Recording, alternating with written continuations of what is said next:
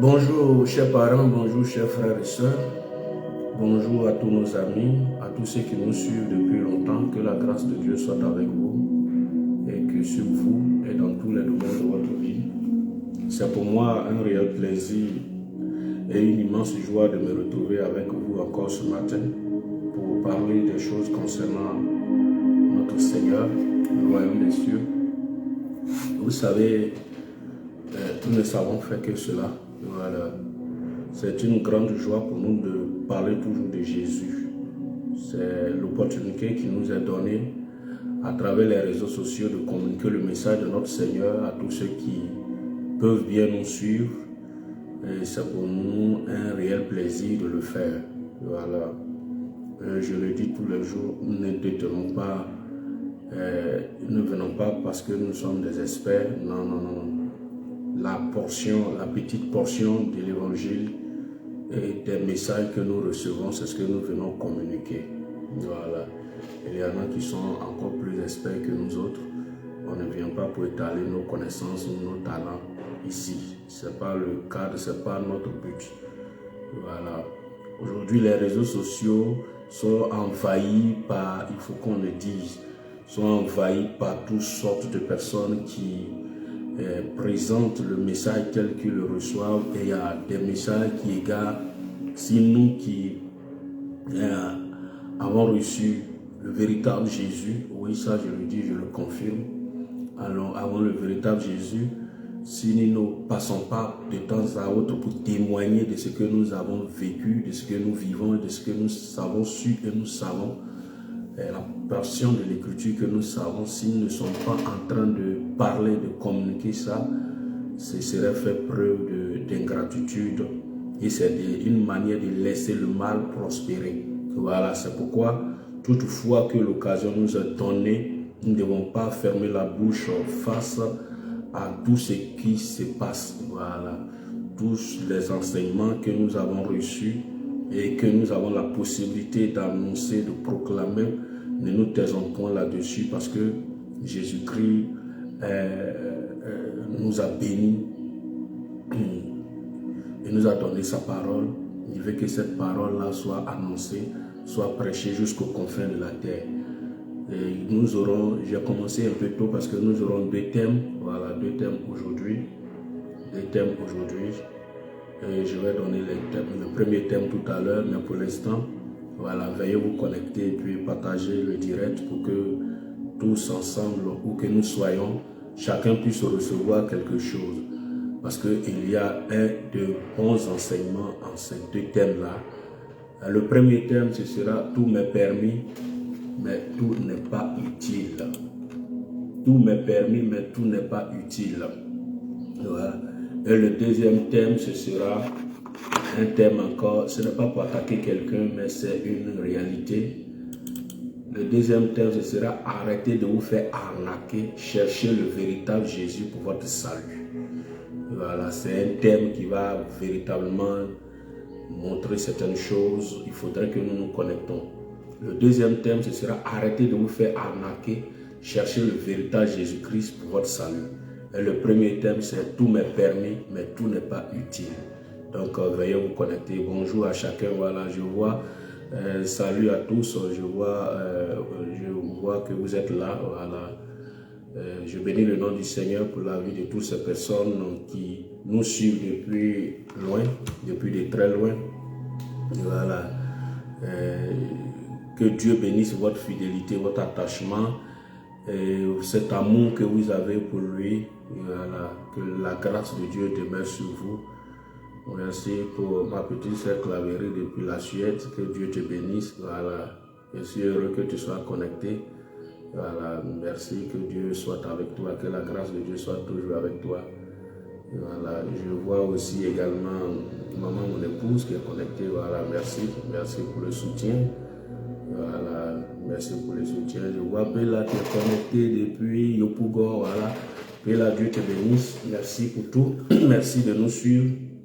C'est intéressant. Voilà. Merci à Papa Adé. Merci à tous ceux-là qui nous suivent. Ce sont des thèmes très importants. Voilà. Ça va nous permettre de pouvoir avoir les yeux ouverts sur certaines choses Et beaucoup de personnes aujourd'hui ont besoin de ces enseignements-là. Et la Bible dit dans le livre d'Osée que par manque de connaissances, mon peuple périt. Si nous ne sommes pas enseignés, instruits sur la base de la parole vraie, le message de notre Seigneur Jésus-Christ, nous allons périr. Voilà, donc il faudrait que nous prenions les enseignements au sérieux et partageons le direct dans les groupes. Voilà, tous ceux qui savent que des personnes peuvent recevoir quelque chose à partir de ces enseignements-là. Nous avons des parents, nous avons des frères, nous avons des sœurs dans certains endroits et nous savons très bien que ces enseignements-là pourront leur faire du bien. Il faudrait que nous leur communiquions. Voilà. Prenons le temps de leur partager cela. C'est très intéressant, c'est très important. Vous avez un mari, vous avez une épouse quelque part, voilà, vous avez la possibilité de partager avec lui, partager.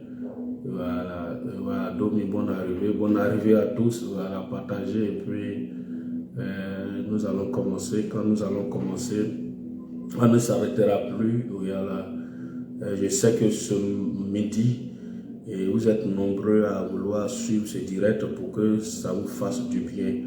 Et nous savons que notre Seigneur Jésus-Christ ne nous abandonne pas. Il est avec nous. Il a dit, voici, je suis avec vous tous les jours jusqu'à la fin du monde. Merci, voilà, merci pour vos bénédictions. Merci, que la grâce de Dieu soit avec nous. Ok, donc j'attends 1 ou 2 minutes encore, le temps que nous nous connections pour que nous commencions le premier thème. Merci.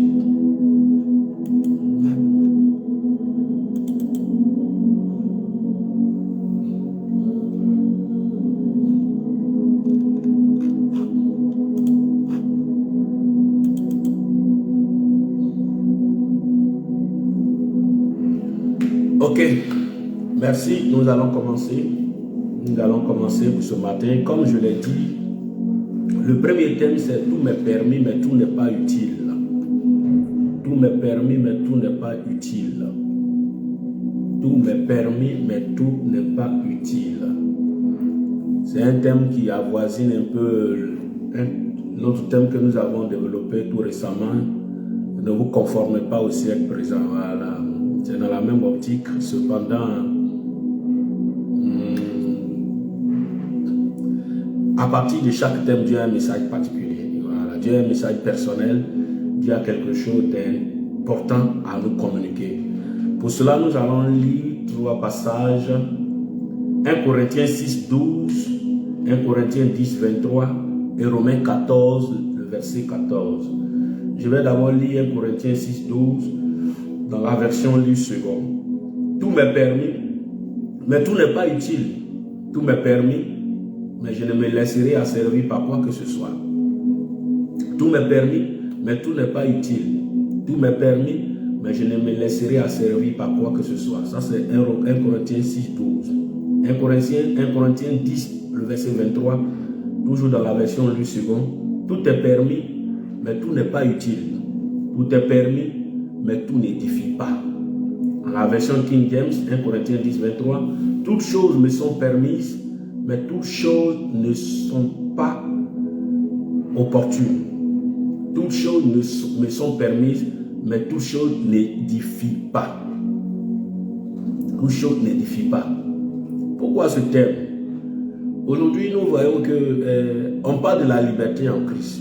Oui, c'est vrai. La liberté en Christ, mais est-ce que dans cette liberté-là,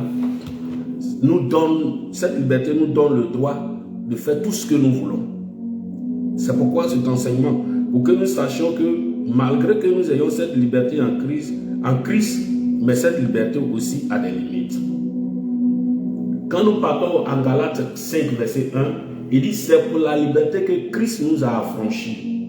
Demeurez donc fermes et ne vous laissez pas mettre de nouveau sous le joug de la servitude. Si nous ne prenons pas garde, la liberté que Christ nous a donnée là, nous risquons de nous mettre encore sous un autre joug. Il nous libère. Nous sommes libres en lui. Et si nous ne faisons pas attention, nous allons nous mettre sous un autre joug par manque de prudence, par manque de sagesse, parce que nous n'avons pas su que notre liberté a des limites. C'est pourquoi il dit tout m'est permis, mais tout n'est pas utile. Ce qui est utile, c'est ce qui peut servir. Christ, en me libérant, me place dans un environnement où je suis libre. Libre. Mais cette liberté-là, c'est dans quel domaine? Cette liberté-là me permet-elle de faire ceci ou me permet de faire cela? Je prends d'abord le cadre de l'amitié. Quand on lit 1 Corinthiens 15, verset 33, il dit, ne vous y trompez pas. Les mauvaises compagnies corrompent les bonnes mœurs. Mais est-ce qu'il ne m'est pas permis d'avoir des amitiés? Il ne m'est pas permis d'avoir de la compagnie. Il m'est permis d'avoir de la compagnie. Merci, servant de Dieu. Depuis la Suisse, maman Adélaïde, ouais, Dieu te bénisse. Je suis heureux que tu sois connecté également. Voilà.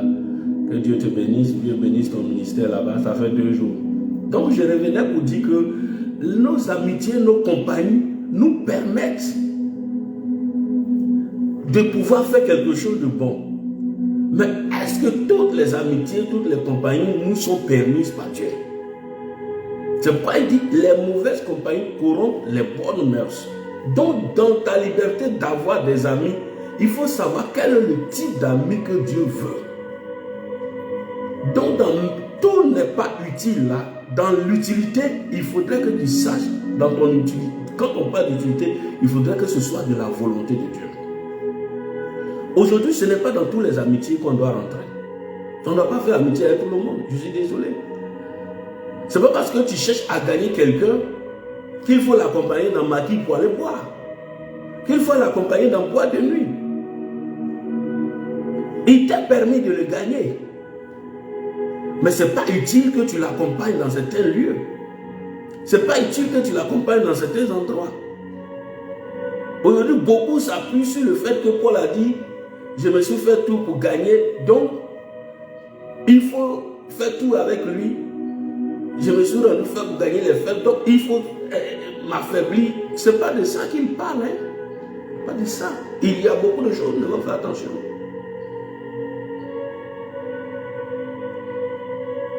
Il y a des personnes avec qui Dieu n'est pas pour notre amitié avec eux. Non, ce n'est pas possible. Il a dit autant que cela dépend de nous, nous devons être en paix avec tout le monde.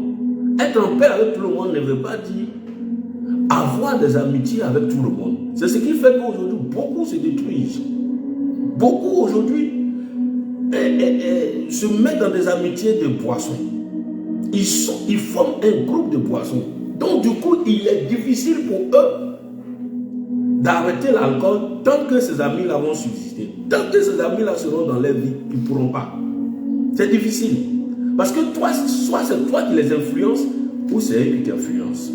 Mais quand c'est l'effet contraire et que ce sont eux qui t'influencent, tu ne peux pas avancer. Tu vas toujours te retomber dans l'alcool. Mais est-ce qu'il ne t'est pas permis d'avoir des amis? Il t'est permis d'avoir ses amis. Mais est-ce que cette amitié-là est utile pour toi? Elle n'est pas utile. C'est au contraire une amitié qui est en train de te détruire. Ça n'édifie pas comme la fin de verset 23. Tout est permis, mais tout n'est pas utile. Tout est permis, mais tout n'édifie pas. En quoi cette amitié édifie? En quoi cette amitié t'édifie? Si cette amitié a pour seul but d'aller à l'alcool, a pour seul but d'aller à ceci, a pour seul but d'aller à cela, cette amitié a pour seul but, en gros, de t'éloigner du Seigneur. Tout ce qui est amitié qui t'éloigne du Seigneur, il faut t'en séparer. C'est pourquoi la dernière fois je prêchais, j'ai dit que toutes les séparations ne sont pas diaboliques. Et il y a des personnes avec qui le Seigneur te demande même de couper le contact carrément. C'est une séparation, les gens ont vu côté mariage seulement. Non, j'ai parlé de toutes les séparations. Non. Toutes les séparations ne sont pas diaboliques. Si cette amitié-là t'entraîne toujours dans le péché, t'entraîne toujours dans le désordre, t'entraîne toujours dans certaines choses, c'est pas toi. Les mauvaises compagnies corrompent les bonnes mœurs. C'est pas toi. C'est pas toi. Un autre point, les paroles que nous prononçons. Les paroles que nous prononçons. Aujourd'hui, il nous est permis de parler. Nous avons la liberté de parler de tout ce que nous voulons. Mais est-ce que c'est tout ce que nous disons qui est utile? C'est ça. Est-ce que c'est tout ce que nous disons qui édifie? Il y a des gens à longueur de journée, du matin jusqu'au soir, leur bouche là, on dirait radio. Il n'y a pas de stop. Tout. Ils ont tout. Et ils bondissent sur tous les sujets. Et dans tous les sujets, ils ont quelque chose à dire. Ou quand quelqu'un parle beaucoup là, il ment beaucoup. Il t'a permis de parler, mais ce qui sort là, est-ce que c'est utile? Tellement ce n'est pas utile, tu dévis et tu commences à mentir, tu commences à raconter des choses, à tel point qu'arrivé à un certain moment, où ceux qui même opèrent dans le prophétique là, dans le domaine spirituel, là, ils ne parlent pas beaucoup. Quand tu ouvres la bouche pour parler, c'est que c'est pour parler du Seigneur. Quand il s'agit des choses du Seigneur, il faut avoir cette force-là. Il faut avoir cette liberté-là. Il faut avoir cet engouement-là. Il faut avoir cette détermination de parler. Moi, pour parler du Seigneur, je peux parler du matin jusqu'au soir. Mais en dehors de ça, quand tu viens me trouver, je suis là. Tu vas dire, le monsieur là, il est méchant, il ne veut pas parler avec nous. Il ne veut pas me parler. Je ne veux pas te parler, mais il y a ce qu'on dit. On peut causer de certaines choses, mais je ne veux pas passer mon temps à raconter ci, cela, ce que j'ai vu, ce que je n'ai pas vu. Je vais parler, ce que je sais, ce que je ne sais pas, je vais parler. Et finalement, c'est un désordre total. Il y en a même dans ça même, ils n'ont pas le temps de s'occuper d'eux-mêmes. Ils n'ont pas le temps de prendre soin de leur vie. Ils n'ont pas le temps de prendre soin de leur maison. Avant, on accusait beaucoup les femmes. On disait, mais il y a des hommes qui sont pires que les femmes. Il y a des hommes qui parlent. Tout ce qui est au quartier, c'est leur travail. Tout ce qui est au quartier. Tout ce qui se passe dans la cour des gens. Tout ce qui se passe dans la cour des autres. Tout ce qui se passe dans la vie des uns et des autres. Ça, c'est leur travail. Ils n'ont rien d'autre à faire. Parler, parler, parler, parler. Des amusements, des trucs. Ils sont toujours en train de raconter des choses. Et à force de raconter, quand ils n'ont rien à se mettre sous la dent pour parler, ils sont obligés d'inventer. D'où le mensonge. Est-ce qu'il ne t'est pas permis de parler? Mais est-ce que chaque fois que tu ouvres la bouche pour parler, est-ce que ce que je vais dire est utile? Est-ce que ce que je vais dire est utile? Est-ce que ce que je vais dire édifie? Est-ce que ce que je vais dire est de la volonté de Dieu? Faisons attention. Je prends un peu le cas de... J'ai fait une recherche. Un peu le cas... Le Seigneur m'a donné un message à ce sujet. Et je cherchais des passages bibliques pour attester cela. Nos comédiens. Il y a des comédiens et il y a même des personnes qui viennent souvent sur les plateaux télé ou bien sur les réseaux sociaux pour faire des sketchs sur les églises, sur les trucs, sur la manière de faire au niveau de nos églises. Pour eux, ils sont en train de, comme on appelle, d'exposer certains tares de la société. Pour eux, ce sont des choses de la société, c'est leur rôle d'en parler. Si vous vous comportez mal, on va vous exposer. Ça, faites attention. Quand on parle, Papa Sanogo en a parlé, les gens ont criblé de tout ça de balles ici. Non, mais si vous vous comportez mal, s'il y a des pasteurs qui se comportent mal, on va en parler, on va venir dire ça pour que les gens soient méfiants, soit ceci. Moi-même, je vais en parler dessus, mais moi, j'ai cette autorisation de parler. Mais toi, Romains 14, verset 4, qui es-tu pour juger un serviteur de Dieu? Qui es-tu pour parler des serviteurs de Dieu qui parlent mal? Nous sommes ambassadeurs de Christ. S'il y a des pions faibles ou bien des choses qui ne sont pas comme il faut, pour ne pas que notre travail soit détruit, nous avons le droit de parler. Mais toi, comédien, quand tu viens t'arrêter là pour parler, là, tu as ce droit-là d'en parler. Les gens ne savent pas. Lisons Romains 14, verset 4. Romains 14, verset 4. Romains 14, verset 4.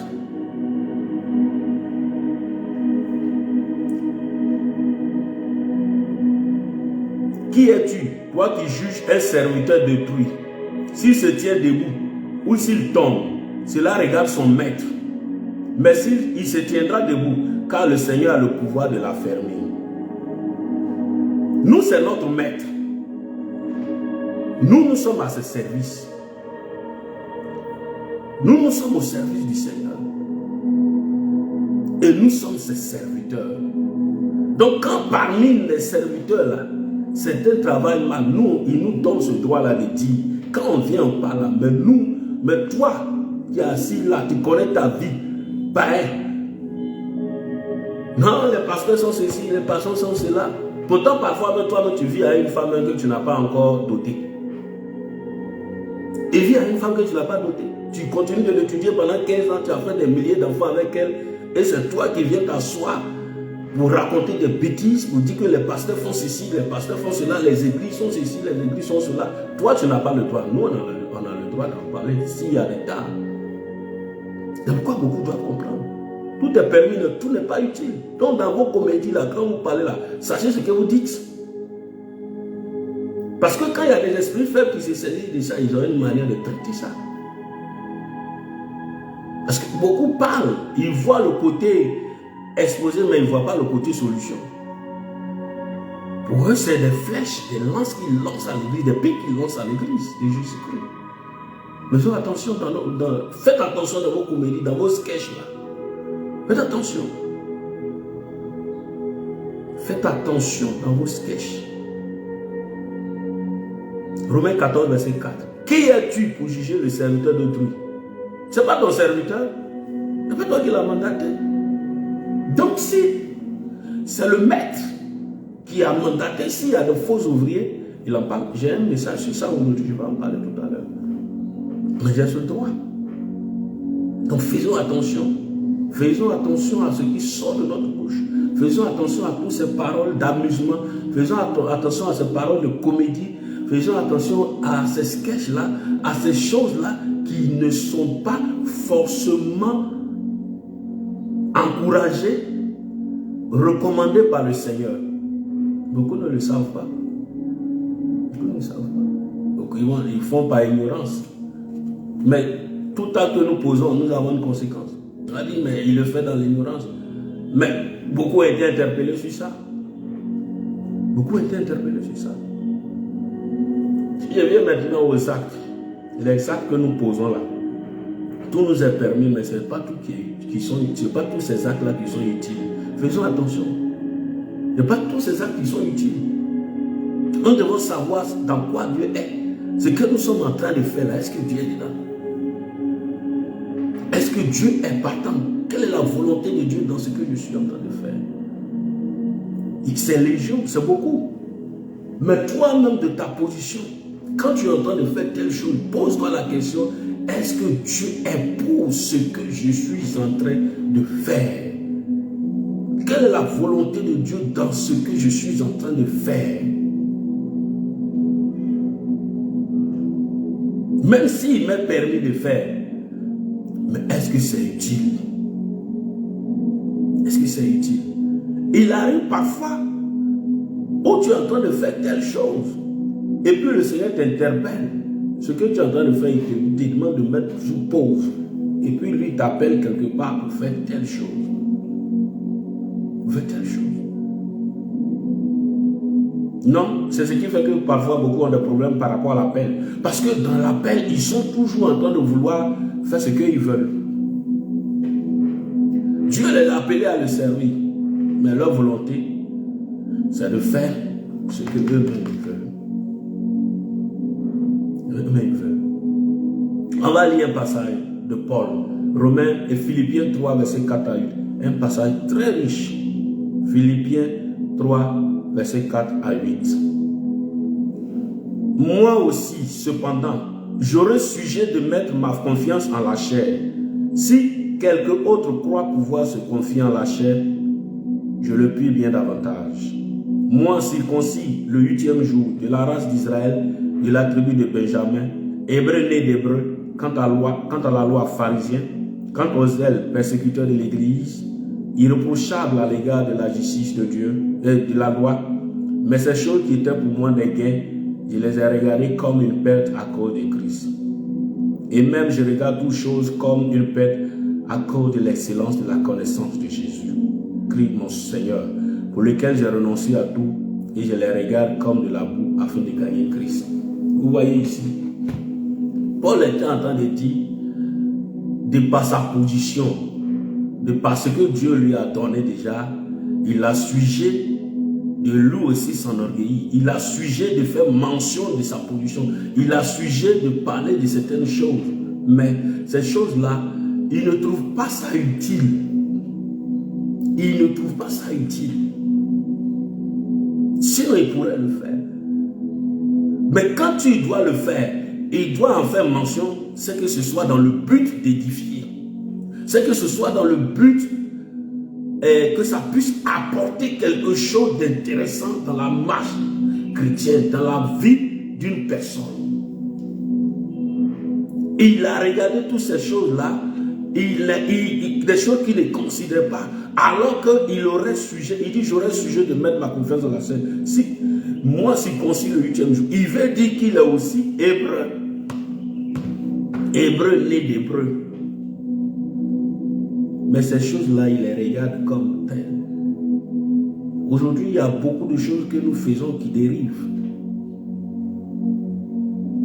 Quand tu fais quelque chose, demande-toi, est-ce que Dieu est dedans? Est-ce que ça répond à un besoin du Seigneur? Est-ce que Dieu est pour? Si Dieu n'est pas pour, ne te casse pas la tête. Tu vas te détruire. Ou ça n'aura pas de récompense telle que tu le voulais.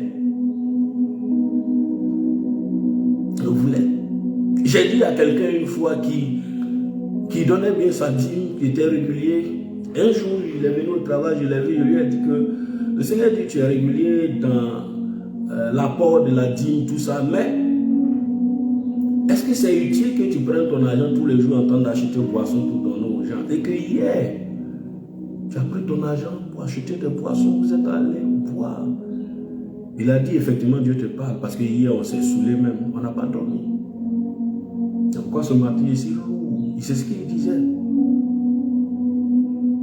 C'est son argent. Tout lui est permis de faire ce qu'il veut avec son argent. Mais est-ce que c'est utile qu'il prenne son argent pour acheter de la boisson par-ci par-là? C'est ça. Il y a certains actes, quand nous posons la demandons à Dieu, est-ce que c'est ce que Dieu veut?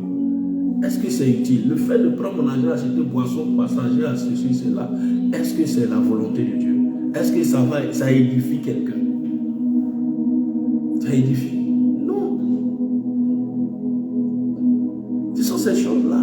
Il y a ces petites choses courantes dans notre vie courante. Chaque fois, nous faisons face à ces choses-là. Et il y en a beaucoup. On ne peut pas les citer compte tenu du temps.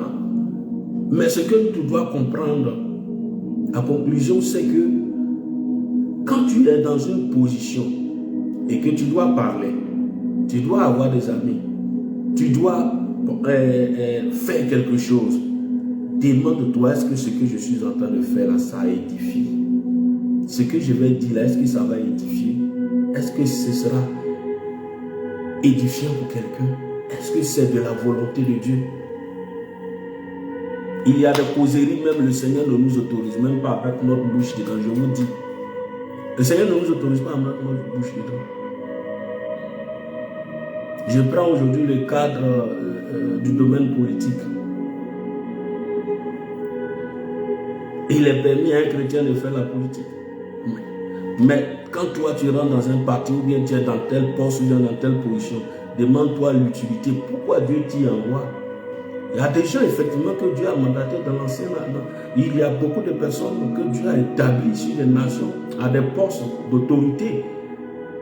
C'est important. Mais il faudrait que ce soit utile pour lui parce que Dieu te choisit là par rapport à quelque chose. Mais il y en a, ils le font de leur propre gré. Parce que tout leur permet, ils font fiasco. Ils font échec. Quoi que ça leur permet, mais est-ce que c'est utile pour Dieu? Est-ce que Dieu les a choisis pour être là? Est-ce que Dieu t'a envoyé là-bas? Là où tu t'en vas, là, Dieu t'a envoyé là-bas. Tu ne t'as pas envoyé. Si Dieu t'a envoyé, que tu y es, c'est que c'est toi-même qui t'es envoyé. Quand tu vas te repentir là, il va te trouver un point de chute où il saura comment conduire les choses. Mais tant que tes yeux, ton esprit ne s'ouvrent pas pour que tu comprennes là, tu seras toujours à contre-courant avec lui. Donc ce premier message là, c'est que nous les chrétiens, nous comprenions réellement, même dans nos églises, dans nos assemblées, même en dehors même de la vie chrétienne, toute personne qui est de la société doit se poser question, telle chose que je suis en train de faire, c'est vrai, ça m'a permis de faire, mais est-ce que c'est utile? Est-ce que c'est utile? Est-ce que ça va servir? Est-ce que ça peut servir à quelqu'un? Est-ce que c'est de la volonté de Dieu que je fasse telle chose? C'est ça. Si ce n'est pas de la volonté de Dieu, ne t'y engage pas. Parce que si tu t'engages, tu seras en train de faire les choses selon toi et non selon lui. Dans nos amitiés aussi, dans nos paroles, dans nos actes, dans tout ce que nous faisons, même dans la nourriture. Même dans la nourriture. On parle aujourd'hui de viande sacrifiée aux idoles pendant les jours de fête de nos voisins, de nos parents musulmans. Il y a la tabaski, il y a le ramadan. Paul en a parlé clairement. Il dit tout ce qui est nourriture. Quand Paul te touche, Dieu a sanctifié ça. Mais il y a un souci.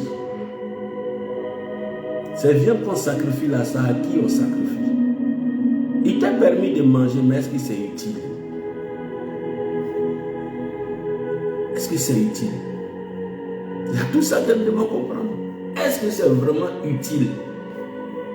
1 Corinthiens 10, verset 11, 1 Corinthiens 10, verset 14 à 33. Vous pouvez noter, c'est tellement long, on ne pourra pas lire, mais on va lire quelque part. 1 Corinthiens 10, verset 14. Je ne pouvais pas finir cet enseignement-là sans en parler. Parce que c'est important, beaucoup se posent des questions dessus. 1 Corinthiens 10, à partir du verset 14 d'abord, il dit, c'est pourquoi, mes bien-aimés, fuyez l'idolâtrie. Fuyez l'idolâtrie, c'est comme ça qu'il a commencé par rapport à ce cadre. Fuyez l'idolâtrie. Je parle comme à des hommes intelligents. Parce que quand on parle à Yana, il veut nous frapper pour ça, parce qu'il veut manger viande foncée. Donc c'est pourquoi Paul a fait la part des choses en disant ici, je parle à des hommes intelligents. Il s'est dit que le message qu'il va donner là, c'est à des hommes intelligents, donc ils ont cette capacité-là de comprendre. Et non de faire par là pour ça. Et non de les insulter pour ça. Comme les gens nous insultent parce qu'on a parlé de viande, or eux ils veulent manger viande foncée. C'est pourquoi mes bien-aimés, fuyez l'idolâtrie. Je parle comme à des hommes intelligents. Jugez vous-même de ce que j'ai dit. La coupe de bénédiction que nous bénissons n'est-elle pas la communion au sang de Christ? Le pain que nous rompons n'est-il pas la communion au corps de Christ? Vous voyez, c'est comme nous partons à table avec le Seigneur. Et cette table à laquelle nous sommes conviés là, c'est tout le monde qui y a droit. Qui a droit à ça. C'est ça.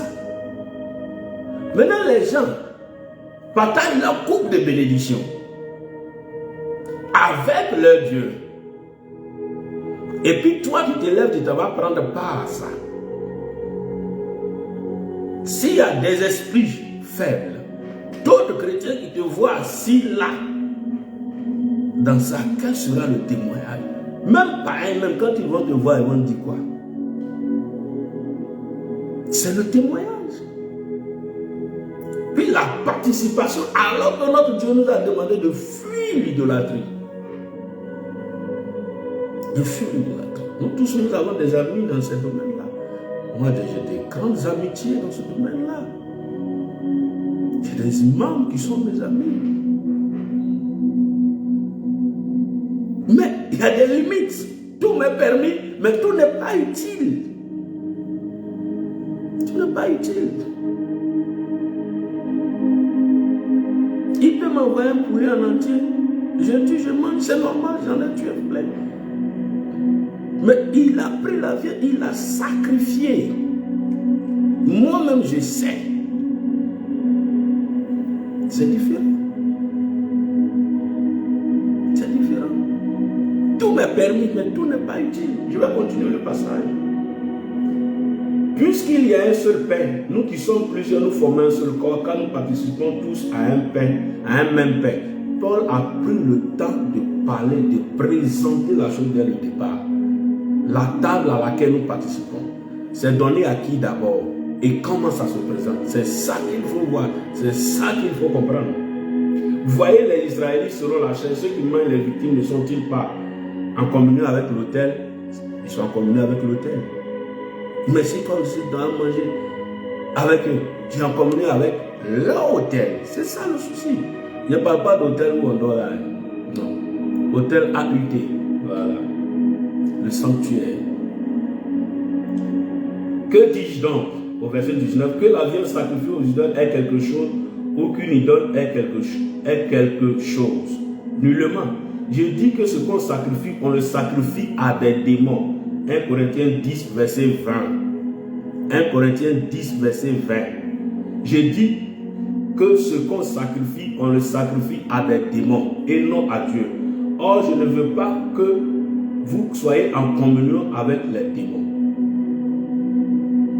Donc, ce que les gens ont sacrifié, ça n'a rien à voir avec une religion.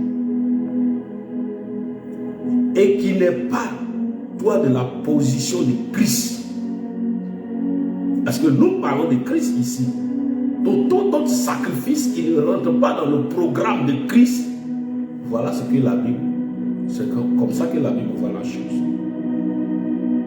Vous ne pouvez boire la coupe du Seigneur et la coupe des démons. Vous ne pouvez participer à la table du Seigneur et à la table des démons. Voulons-nous provoquer la jalousie du Seigneur? Sommes-nous plus forts que lui? Tout m'est permis, mais tout n'est pas utile. Tout est permis, mais tout n'édifie pas. Quand toi-même tu lis ce passage-là, de ta position, il faut toi-même tirer ta propre conclusion. Si les viandes qu'on sacrifie ailleurs, en dehors de la position, dans le domaine de Christ, là, il faut tirer ta propre conclusion à partir de ce passage-là. C'est sur ça que je vais terminer pour dire que tout nous est permis, c'est vrai, mais tout n'est pas utile. Dieu ne veut pas que nous participions à autre chose. Et Paul en a fait mention. Il est jaloux. Et sa jalousie, là, c'est dans le but de nous maintenir dans sa grâce, dans son royaume, dans son monde à lui. Il ne veut pas que nous mangions à la table du Seigneur. Nous parlons à la table du Seigneur. Nous travaillons à la table du Seigneur et aller travailler ailleurs. C'est pourquoi aujourd'hui, quand des personnes vont se prostituer ailleurs, quand ils parlent de prostitution, la grande prostitution, c'est le fait d'aujourd'hui, des gens sont dans le Seigneur et puis ils créent une certaine infidélité, ils sont dans d'autres alliances, ils sont avec d'autres divinités. D'autres divinités. Ou quand on dit à telle chose, ils sont là-bas. Quand on dit à telle chose, ils sont là-bas. Quand on dit à telle chose, telle adoration, ils sont là-bas. Telle adoration, ils sont là-bas. La parole de Dieu est assez claire pour savoir où tu dois être et où tu ne dois pas être. Que le Seigneur nous bénisse. Que la grâce de Dieu soit avec nous. Voici un peu pour ce qui concerne la première exhortation. Nous aurons une deuxième exhortation tout à l'heure. Une deuxième exhortation tout à l'heure. Merci à chacun et que le Seigneur nous garde à tout à l'heure. Merci.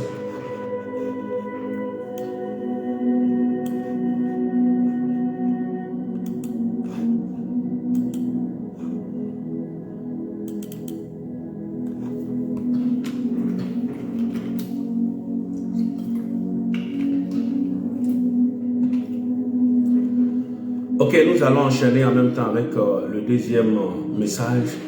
C'est arrêter de vous faire arnaquer, chercher le véritable Jésus pour votre salut. Oui, ça c'est un terme qui va susciter beaucoup de choses, mais je n'ai pas le choix parce que le Seigneur m'a mandaté pour le dire. Voilà. Pour ne pas que le travail que des serviteurs, je ne vais pas citer de personnes, mais certains serviteurs de Dieu sont en train de se tuer, se tracasser, se battre, s'exposer nuit et jour pour que l'évangile puisse gagner du terrain, soit vain. Il faudrait qu'il y ait certaines choses qu'on dénonce. Il faudrait qu'on dénonce. Je l'ai dit tout de suite que ce n'est pas tout le monde qui doit dénoncer. Non. Parce que nous sommes ambassadeurs de Christ, c'est notre rôle de les dénoncer. Si nous n'en parlons pas, C'est comme notre silence serait coupable, nous sommes en train de... Quelqu'un ne peut pas travailler et puis voir son œuvre se laisser détruire. Beaucoup parfois quand tu parles et disent non, tu es en train de juger les gens. On ne juge pas. À travers certains passages, vous allez voir de façon claire. Le thème de ce deuxième message, c'est arrêtez de vous faire arnaquer, cherchez le véritable Jésus-Christ pour votre salut. Arrêtez de vous faire arnaquer, cherchez le véritable Jésus-Christ pour votre salut. Nous sommes tous sans ignorer que le véritable salut se trouve en Jésus. C'est en Jésus-Christ que se trouve le salut. Cependant, ce salut que nous avons en Jésus-Christ, aujourd'hui les gens savent, beaucoup savent que nous avons ce salut en Jésus. Donc, certains se lèvent.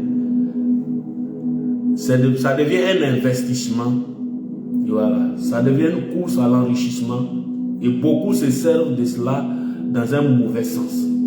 Donc, si nous ne sommes pas en train de nous lever pour dire certaines vérités, nous ne sommes pas en train de nous lever pour parler de certaines choses, le message, je dis bien le message que nous serons en train de donner n'aura pas un impact.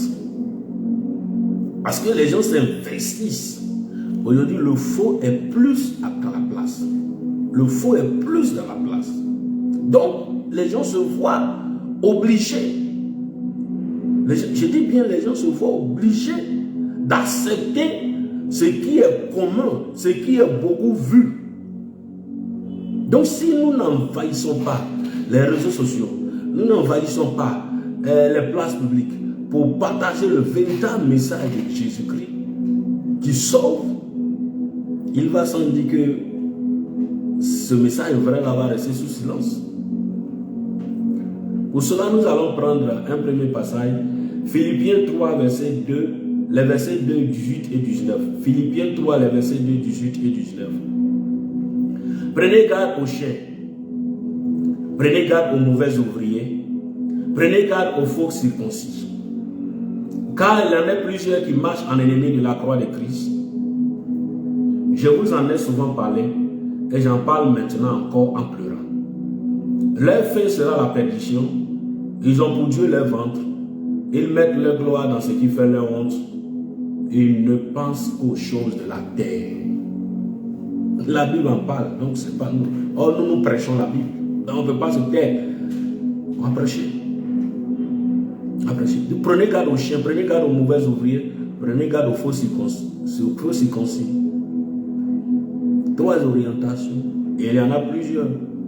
Vous voyez pourquoi nous parlons de ce terme encore. Il faut le faire pour pouvoir aider ceux qui veulent marcher, parce qu'il y a beaucoup aujourd'hui qui ont soif de Jésus-Christ. Ils ont souffert. Matthieu 11, 28. Venez à moi, vous tous qui êtes fatigués, chargés, et vous donnerez du repos. Les gens sont fatigués, les gens sont chargés. Ils veulent aller au Seigneur. Ils veulent venir au Seigneur pour qu'ils soient déchargés. Mais quand parfois ils seront tombés sur certaines personnes, là c'est difficile. Après, même quand ils quittent là où il y a l'église, mais ils ne vont plus là-bas. Pourtant, c'est là-bas que tu peux avoir le salut. Nous savons tous que c'est en Jésus-Christ que se trouve le salut. Mais des gens qui cherchent le Seigneur Jésus, et il y a des faux ouvriers qui sauront leur présenter d'autres personnes, qui sauront leur présenter d'autres choses. Donc, ce qui fait que quand la personne sort de là, il a été tellement victime qu'il n'a même plus envie d'entendre parler de l'église. Son cœur est endurci, de sorte que Jésus-Christ même ne lui dit plus rien. Pourtant, c'est Jésus-Christ qui sauve. Mais il a été déçu. Mais quelles sont les raisons qui suscitent ces choses-là? Nous allons commencer par expliquer d'abord ce qu'on appelle l'arnaque spirituelle. Arnaque d'abord, c'est un vol, une escroquerie, c'est une duperie. Il faut chercher un peu. C'est une action de duper, de fouer, de tromper. Duper, c'est quoi? J'ai pris le simple mot duper. C'est faire prendre le faux pour le vrai. C'est tromper, c'est abuser, c'est mystifier. Donc, Comprendre par arnaque spirituelle, c'est prescrire des méthodes non bibliques ou conventionnelles, non bibliques ou non conventionnelles, pour soutirer de l'argent ou un bien quelconque à une tierce personne. L'arnaque spirituelle, c'est prescrire des méthodes non bibliques ou non conventionnelles pour soutirer de l'argent ou un bien quelconque à une personne. Et cette arnaque n'est pas à confondre avec les dîmes, les offrandes. Il y en a des offrandes spéciales, il y a des offrandes ordinaires, il y a des soutiens pour les constructions ou pour tout édifice religieux, pour la maison de Dieu ou pour l'œuvre de Dieu ou pour le serviteur de Dieu. Quand on va expliquer pendant le message, on va comprendre réellement. C'est-à-dire quand on parle de dîme, la dîme n'est pas une arnaque parce que c'est une prescription divine. Aujourd'hui, des gens viennent pour s'asseoir pour dire que la dîme n'est plus d'actualité parce que la dîme, c'est une œuvre de la loi. La dîme a existé avant la loi. Abraham n'a pas vécu sous la loi. Abraham n'a pas vécu sous la loi. La dîme aussi au temps de la grâce, parce que nous sommes dans la dispensation de la grâce avec le Seigneur Jésus. Dans la dispensation de la grâce avec Jésus, la dîme se te donne de façon libre, mais avec une conscience morale pure. On a vu le cas de Ananias et Saphira, acte 5. Et là encore, il y a des choses que vous devez comprendre là. Là-bas encore, les apôtres, même les fidèles, les membres crémiers, les chrétiens primitifs, là, n'apportaient même pas les 10%, ils apportaient tout. Donc quand tu viens t'asseoir pour dire que la dîme n'est plus d'actualité, il faut enseigner aussi que comme la dîme n'est plus d'actualité, ce que les chrétiens primitifs ont fait, ils envoyaient tout. C'est un message aujourd'hui diabolique que les gens utilisent pour pouvoir appauvrir l'église, pour ne pas que, comme on appelle, l'œuvre de Dieu soit financée, soit soutenue. Et aujourd'hui, on voit certains de nos voisins dans d'autres religions qui ont des millions, qui ont des milliards, qui s'achètent des terrains pour bâtir, qui évangéliser, pour gagner le terrain, pour inscrire, pour faire des écoles. Pendant que nous sommes en train d'appauvrir l'église, on s'assoit pour dire que la dîme n'est pas biblique. La Bible n'est pas biblique là. Il faut lire Actes des apôtres. On dit qu'ils apportaient tout au pied des apôtres. Ça veut dire que quelque part, le besoin de l'église, c'est d'avoir aussi de l'argent pour financer. C'est pourquoi ils vendaient ce qu'ils avaient et puis ils apportaient. Maintenant, pour réglementer certaines choses, on reste dans le cadre des 10%. C'est pourquoi les gens apportent les 10%. La dîme même, on ne se paye pas la dîme, on apporte ou on donne la dîme. Et ça se fait de façon libre. C'est une manière de manifester sa reconnaissance, sa foi, son adoration à Dieu. Tu as travaillé, tout ce que nous détenons sur terre là, nous sommes des intendants, rien ne nous appartient en propre. Donc si Dieu a permis que tu puisses avoir quelque chose en guise de reconnaissance, quand tu envoies, c'est un acte de reconnaissance. Donc on s'en tient aux 10% pour réglementer les choses. Donc quand vous venez vous asseoir là pour dire que ça, la plupart du temps ce sont les avares même qui embrouillent les gens avec ça. Ce sont les avares, les ingrats, les avares. Au moment où ils ont besoin de Dieu là, il ne faut pas que la dîme n'est pas d'actualité. Quand ils finissent, Dieu les bénit, il aide les gens à les aider, ils courent derrière les pasteurs. C'est ça même qui va faire, c'est ce qui même encourage l'arnaque. On va en parler tout à l'heure. Mais il faudrait que je lève cet équivoque là pour que les gens comprennent. Pour que le débat de la dîme soit clos pour ceux qui veulent. Pour les avares et puis pour les méchants, pour les ingrats, ils peuvent continuer de polémiquer dessus. Ça c'est leur travail, ça c'est leur rôle. Pourtant quand ils sont attaqués, ils ont des choses, c'est eux qui vont chez les féticheurs des marabouts, ils sont enlever leurs chaussures et puis payer n'importe quoi là-bas. Là-bas là tu es parti, là on t'a dit de payer parce que tu vas mourir là. Pourquoi tu n'as pas hésité à payer? C'est quand c'est dans la maison de Dieu tu trouves que c'est pas d'actualité. Bref, ce n'est pas le sujet du jour. Le sujet du jour, c'est l'arnaque spirituelle. L'arnaque spirituelle, d'abord, qu'est-ce que c'est? C'est ce que j'ai expliqué tout à l'heure.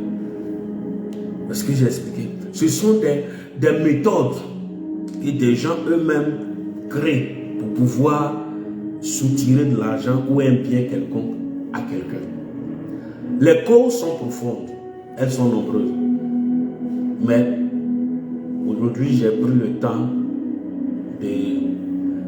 d'évoquer quelques-unes. Voilà. Le temps d'évoquer quelques-unes. Et il y a deux acteurs Dans l'annexe spirituelle, il y a deux acteurs. Il y a les mauvais ouvriers et puis il y a les victimes.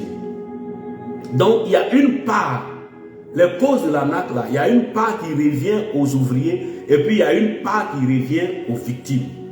Pour ce qui concerne la part qui revient aux mauvais ouvriers, voici cela. Acte 13, versets 6 à 12. Et il y en a beaucoup. Je vais prendre le temps de citer et puis donner des passages. Pour les causes de l'arnaque spirituelle en ce qui concerne les mauvais ouvriers, la première partie, il y a la cupidité de certains ouvriers qui servent leur ventre. Oui. Et les passages vont étayer cela. Il y a des gens qui sont venus dans le ministère par rapport à leur ventre. Ça veut dire que pour eux, ils ont cherché travail quand ils n'ont pas eu. Il a vu quelqu'un bâtir une église, il voit les pasteurs avec une voiture, avec une maison, avec ceci, cela. Il se lève. Moi aussi, je dois mettre une église sur pied parce qu'il y a l'argent dedans. On ne met pas une église sur pied pour l'argent. On implante sur recommandation du Seigneur. Même les pasteurs qui sont là, tout le monde n'est pas appelé à implanter. Il y a des gens, leur ministère, ils sont là pour accompagner. C'est-à-dire qu'ils sont pasteurs, certes, mais ils ne peuvent pas implanter. Ils ne peuvent pas implanter. Il y a des pasteurs de plusieurs communautés. Toutes ces communautés qui sont là, ce sont les pasteurs qui ont implanté. Non. Il y en a qui sont dans des ministères qui existent déjà. Mais ils exercent leur ministère. Donc, ce n'est pas pour l'argent qu'on sert Dieu. Donc, quand ils ont ce faux motif-là de venir servir Dieu, dès qu'ils arrivent pour servir leur ventre, donc il va sentir qu'ils seront obligés d'inventer les choses pour pouvoir chercher. Parce qu'ils ont un but à atteindre. Leur but là, c'est de s'enrichir. Leur but là, ils n'ont pas eu de travail, il faut qu'ils aient tout le travail à faire. On ne vient pas dans le ministère, dans l'œuvre de Dieu parce qu'on cherche travail. Non, non, non. C'est un appel ministériel. Et cet appel est fait depuis la base par Dieu lui-même. Le Seigneur Jésus t'envoie. Et puis le Saint-Esprit t'accompagne. Le Saint-Esprit t'accompagne. Donc, on ne s'invente pas. On ne s'auto-appelle pas au ministère. Ce n'est pas un concours où on s'en va passer. Où on ne va pas soulever valise de nos pasteurs principaux. Et puis après, par reconnaissance, ils nous introduisent dans le ministère alors qu'on n'est pas appelé. La cupidité de certains ouvriers qui servent leur ventre, c'est une des raisons de l'acte spirituel. 2. La volonté et l'empressement de certains de s'enrichir. Il y en a quand ils viennent au ministère, ils sont pressés, ils s'enrichissent. Ils sont pressés. Ils ont cette volonté-là de s'enrichir. Effectivement, Dieu peut te bénir. C'est normal. Moi, je dis tous les jours, moi, je veux que Dieu me bénisse dans le ministère. Parce que la vision, elle est grande. Il faut des écoles, il faut des hôpitaux. Ça, c'est pour le bien-être social. Aujourd'hui, on a eu à effectuer des visites dans des villages où tu vois les enfants, où ils voient l'école, mais ça fait pitié. Ça fait pitié. Dans un village où il y a plus de 2000 âmes, il y a une seule école primaire. Mais nous partons toujours dans ces localités-là. Nous partons dans ces villages-là. Nous avons implanté des églises là-bas. Mais en même temps, nous voyons que dans nos statuts et règlements, nous devons œuvrer pour le bien-être social. Donc, si nous implantons une école là-bas, ça va aider. Si ces enfants ne sont pas là à l'école, demain, là, ils vont lire la Bible comment? Demain, là, ils vont devenir des cadres comment? Demain, ils seront instruits comment? C'est pour ça que nous cherchons l'argent. C'est pourquoi nous voulons l'argent. Pour implanter des écoles, pour implanter des hôpitaux, ouvrir des hôpitaux, pour aider des personnes, pour construire des temples, pour organiser, financer nos campagnes d'évangélisation, nos activités missionnaires. La cause, elle est noble. Cette cause, elle est noble. Donc, si j'ai besoin de l'argent pour cette cause, c'est pour la cause du Seigneur. Je le fais pour la gloire de Dieu. C'est pour qu'un seul soit connu. C'est le Seigneur. Aujourd'hui, certains ont compris. Malheureusement, beaucoup n'ont pas compris.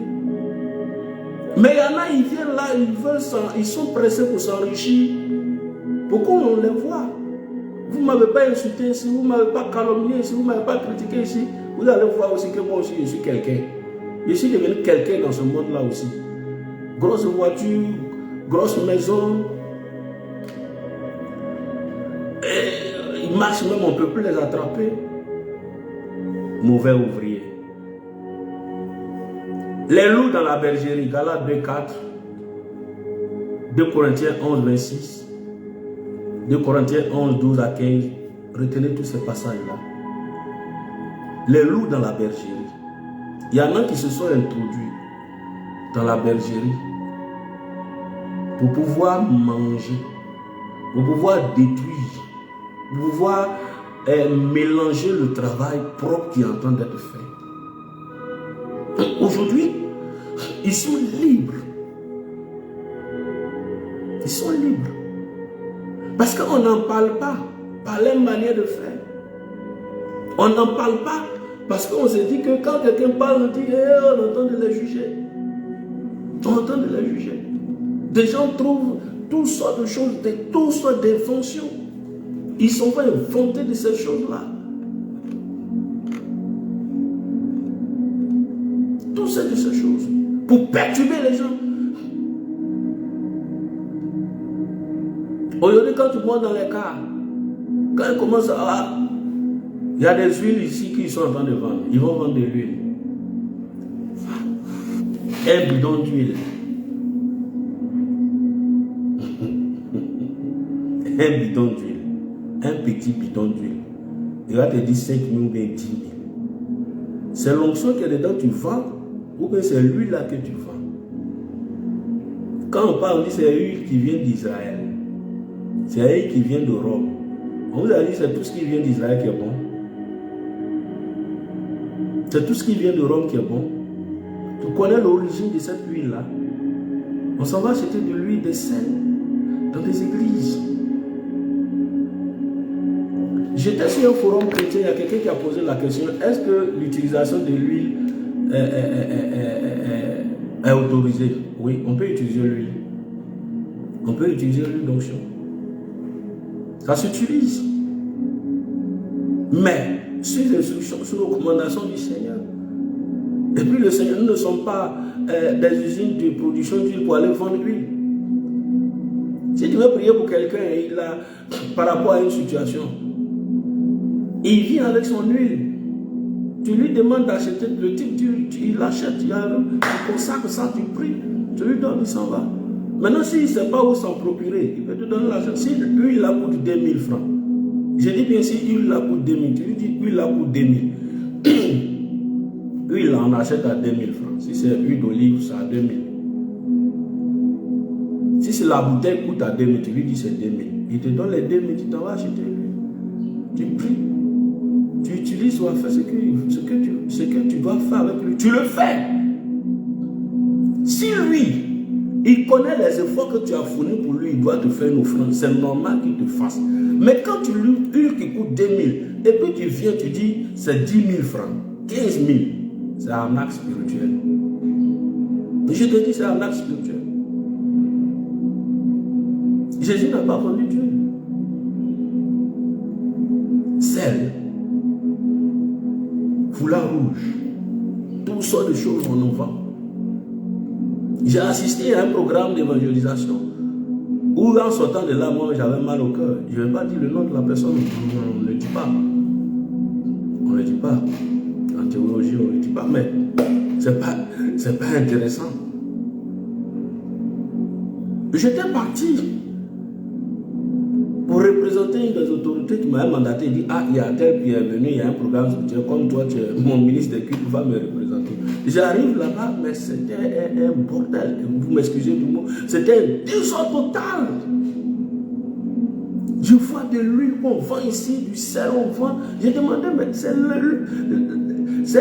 c'est Dieu, ils sont venus prêcher ou bien c'est une vente? Ils sont venus vendre ou bien ils sont venus prêcher?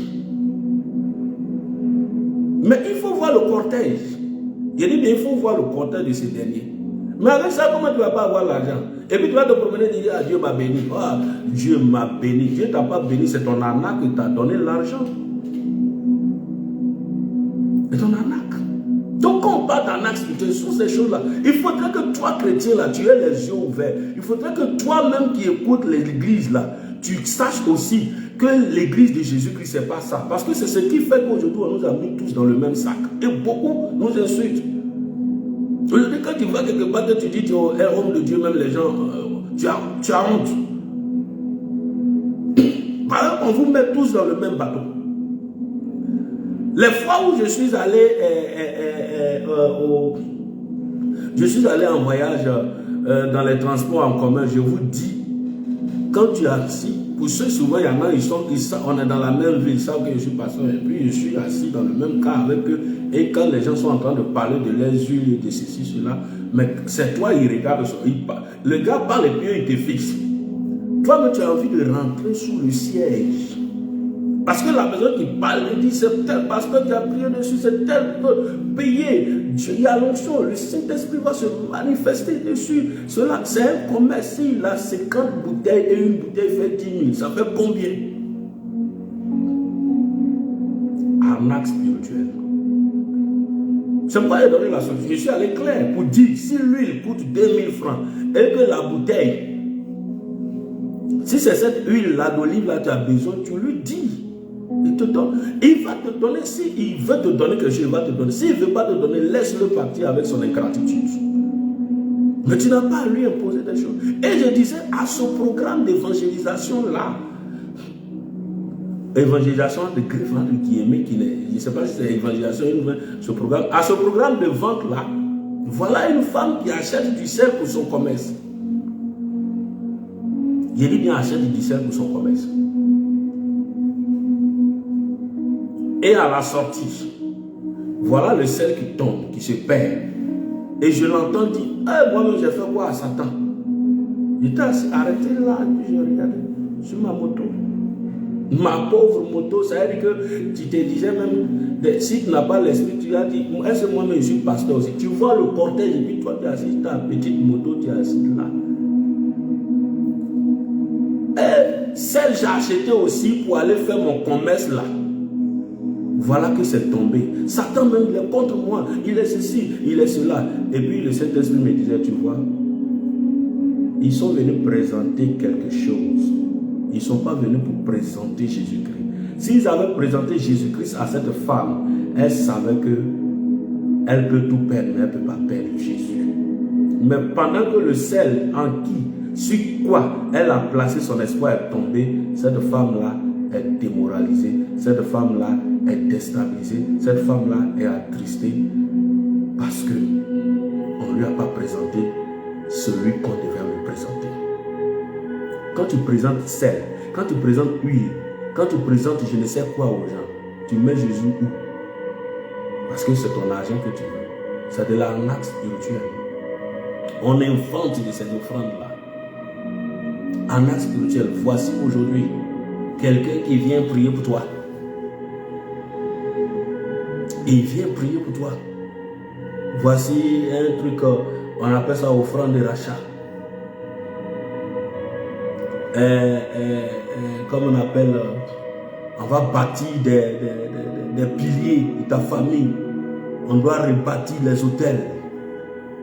Un hôtel à 10 000. Donc s'il y a 12 hôtels, ça te fait 120 000. Il faut envoyer tout ça. Les chrétiens payent ça. Toi, tu as acheté ta Bible où? Et on te prend par ça, on t'envoie dans l'ancienne alliance où on dit qu'il faut payer offrande de rachat. Jésus-Christ t'a racheté là. Toi, tu t'as payé pour racheter quoi encore? Tu peux tisser une alliance avec le Seigneur. C'est normal. C'est pourquoi il dit faisons attention. Quand tu vas quelque part, quand on te demande une offrande ou on t'impose la somme, fais attention. À moins que pour une campagne d'évangélisation, moi je n'étais pas dans le ministère encore. Quand on a lancé la construction des temples, les montants ont commencé de 10 000 jusqu'à 150 000 et plus. Ils sont arrivés au montant de 30 000 francs. Le Seigneur m'a dit, va prendre. Je ne parle pas de ce cas-là. Montant 30 000, je me suis levé, je suis allé prendre. Dans la même semaine, il y a eu 60 000 francs. Et le Seigneur a, ce que j'ai donné, il m'a béni pour ça. Je ne parle pas de ça. Je parle de ces personnes-là qui sont sous la conduite du malin, qui sont en train d'arnaquer, de tuer l'église de Jésus-Christ. Par toutes ces choses-là, quand je dis tuer l'église, ils sont en train de salir l'image du corps de Christ.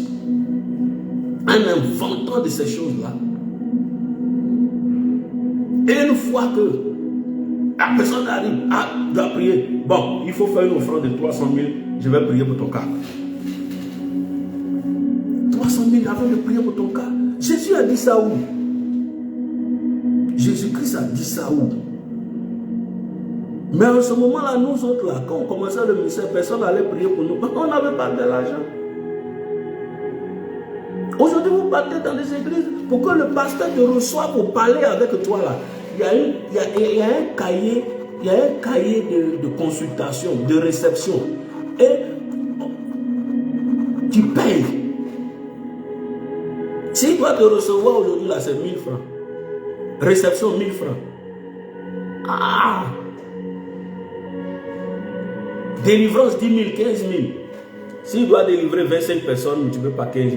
Avec combien? Arnaque spirituelle. Il y a des gens qui payent. Ta délivrance, il y a des délivrances, c'est un processus. Si ta délivrance doit prendre 6 mois, on doit prier chaque jour pour toi, tu dois payer 15 000 francs par séance. Mais tout le monde va se retrouver en enfer. Tu vas avoir l'argent pour continuer ta délivrance. Moi, j'ai prié pour une personne qui a fait 3 séances de délivrance chez un homme de Dieu dont je vais taire le nom. Et il a payé 15 000 francs par séance. Après 3 séances, il ne pouvait plus, 45 000 francs. Après 3 séances, ça fait 45 000. Les 45 000, il ne pouvait plus continuer. Délivrance à la même ils vont faire bien même. Parce que plus la délivrance se prolonge, plus ils s'enrichissent. Donc, ils gagneront à prolonger cette délivrance. Et puis, on les suit. Arnaque spirituelle. Il va quelque part, on prie pour toi. Si on a fini de faire ta délivrance, tu veux faire une offrande, tu le fais. Si tu constates que dans ce lieu-là, les gens sont en train de construire un temple où l'homme de Dieu a des besoins, il a besoin d'un véhicule, tu peux lui offrir un véhicule, tu peux acheter des choses, tu peux donner des tonnes de ciment, tu peux faire ce qu'il faut. Mais on va voir les raisons qui poussent. Quand on parle des raisons, il y a tout ça dedans qui sont en ce qui concerne les victimes, on va en venir. Mais il faut reconnaître que tu n'as pas besoin de ça. Tu es à l'église, quelqu'un vient pour un entretien avec toi, il doit payer. Tu n'es pas un hôpital. C'est vrai que Dieu nous a établis comme des psychologues, comme des médecins. Mais il dit, vous avez reçu gratuitement, donné gratuitement. Je sais que l'évangile est accompagné. On paye pour faire passer le message. Mais quelqu'un qui vient te voir, tu es assis là, il doit parler avec toi. Il doit payer au secrétariat 1000 francs, 2000 francs de consultation. Cimetière là, même quand ça ne fait pas peur, mais ça fait pitié. Et puis on prend le nom de Jésus-Christ, on est content. Oh, c'est triste. C'est pourquoi Paul dit, aujourd'hui encore je le dis, regardez ce que Paul a dit ici. Philippiens 3 au verset 18. Car il en est plusieurs qui marchent en ennemi de la croix de Christ. Je vous en ai souvent parlé. Et j'en parle maintenant encore en pleurant. Ça fait pleurer. Moi quand je vois des choses comme ça me fait pleurer. Ça fait pleurer. Mais comment des gens vont gagner, vont chercher Christ? Je prends le cas de cette personne qu'on doit délivrer. Quelqu'un qu'on doit délivrer. Pour chaque séance de délivrance, il faut payer l'argent. Payer de l'argent. Les offrandes de rachat. Il faut essuyer les chaussures du pasteur. Il faut faire ceci, cela. Il y a un de nos pères qui est sur les réseaux sociaux qui a partagé. Lui aussi, il est dans la vérité de la parole. Un homme que je respecte bien. Et il n'est pas beaucoup aimé. Mais les gens ne peuvent pas l'aimer. Pourquoi les gens ne peuvent pas l'aimer? Parce qu'il dit la vérité. Il a partagé une ordonnance spirituelle. Papa, le prophète Hassan qui près des États-Unis. Une salutation particulière, mais respect papa. Et il a partagé une ordonnance spirituelle sur son mur. Vous partez sur le mur de prophète Hassan qui prend. Vous allez voir, ordonnance spirituelle. Je n'ai pas dit celui qui fait ça, non. Il a mal quand il voit ces choses-là. Donc lui, il présente ça pour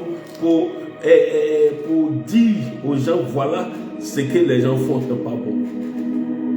Ils ont une ordonnance spirituelle.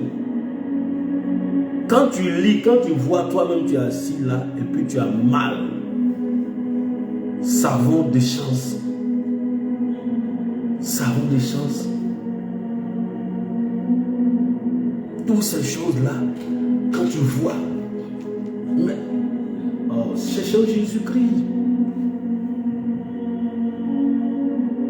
Il y en a beaucoup.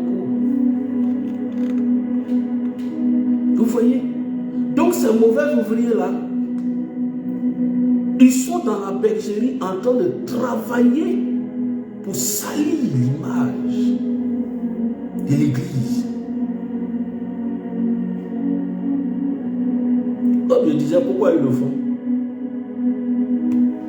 Il y en a aussi, ils sont engagés dans l'œuvre, ils rencontrent des difficultés.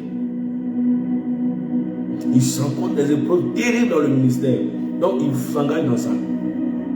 Mais c'est lui qui t'a appelé là. Parce qu'il y a des gens qui ont un appel authentique, qui, eux, ils sont rentrés dans le ministère, mais tellement ça chauffe, et ils s'en vont commencer à vendre de l'huile, vendre de l'eau. Tu n'es pas à soi d'ici.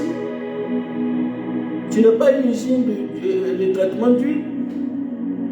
Non. Si ça ne va pas, mets-toi à genoux devant le Seigneur. C'est lui qui t'a appelé pour le servir. Crie à lui. Il sait comment il va faire. Il sait comment il va faire. Donc, pour revenir aux raisons en ce qui concerne les mauvais ouvriers, il y a la cupidité de certains ouvriers, il y a la volonté, l'empressement de s'enrichir, il y a les loups dans la bergerie, il y a aussi l'avarice et l'ingratitude de certains solliciteurs. Oui, ça pousse certains ouvriers à faire ça.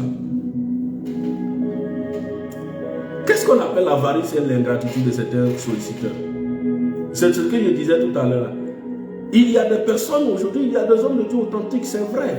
Ils veulent faire bien les choses, mais quand ils sont là et que les gens viennent les voir, quand ils finissent de prier pour eux, ils tournent le dos, ils s'en vont. Bon, vous savez que là où le loyer est payé, les factures sont payantes. Tout ce qui accompagne l'évangile est payant. C'est l'évangile qui n'est pas payant. Mais il y en a, ils viennent, ils sont ingrats. Une fois ils ont été aidés par ces serviteurs de Dieu là, ils se lèvent, ils s'en vont, ils ne réagissent pas. Donc, il y a certains qui se voient obligés de leur imposer des choses, mais en utilisant la manière. Mais c'est la manière là, c'est leur imposer là aussi qui n'est pas bon. Parce que toi aussi, quand tu le fais là, tu es en train de salir le nom de Jésus. C'est ça qu'il ne faut pas. Donc, il faut les laisser, laissez-les avec leur ingratitude.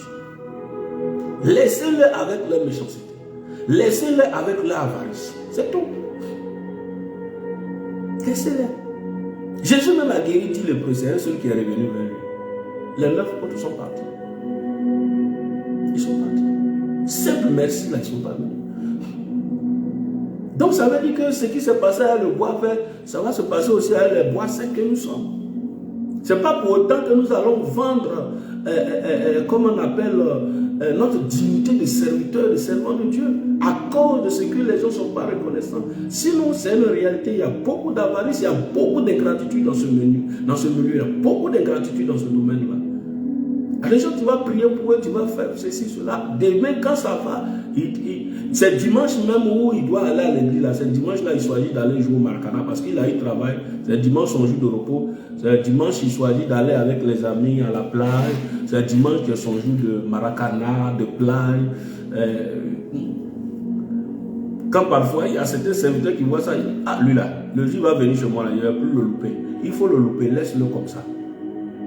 Laisse-le. Donc, ça veut dire que, c'est pourquoi il dit les raisons sont diverses. Et les responsabilités sont partagées. Parce que les victimes même sont dedans. Actuellement, je suis dans le cadre des mauvais ouvriers. Mais après les ouvriers, là, vous allez voir qu'il y a les victimes qui sont dedans. L'avarice et l'ingratitude de certains solliciteurs. Ils viennent solliciter l'œuvre du Seigneur par ton canal. Et puis, ils ne sont pas prêts à réagir par rapport à quoi que ce soit pendant que les besoins de l'église sont là. Pendant que les besoins de l'homme de Dieu sont là. Mais le conseil que je pourrais donner au ministre de Dieu à ce sujet-là, c'est de s'en remettre toujours au Seigneur qui ne nous abandonnera jamais, ne nous laissera jamais dans la faim. Ensuite, il y a les agents lucifériens introduits secrètement dans le ministère pour détruire le témoignage et salir l'église. Tous ces passages comptent. 1 Jean 4, verset 1. Il y a des agents lucifériens qui sont introduits secrètement dans le ministère. Il y a un qui est sorti tout récemment. Et puis il dit, lui, il a servi Dieu pendant 12 ans, il n'a rien eu. Ça, c'est un agent luciférien introduit secrètement pour détruire le témoignage de l'église. Mais avec ce que Dieu sait, ce qu'il avait, Dieu sait qui il est, comment il est. Donc il savait tout depuis le départ. Aujourd'hui, c'est lui qui prêche sur les réseaux sociaux pour dire l'église est ceci, cela. Moi, quand il prêche, même quand je le regarde son visage, en fait, ça me fait pleurer, j'ai compassion. Je ne me suis jamais mis en colère en l'écoutant. Non, j'ai été triste. J'ai été triste, j'ai eu de la pitié, de la compassion pour son âme. Il pense qu'il est en train de salir des hommes de Dieu, l'église. Ouais. Jésus-Christ vient de le dévoiler, de l'exposer.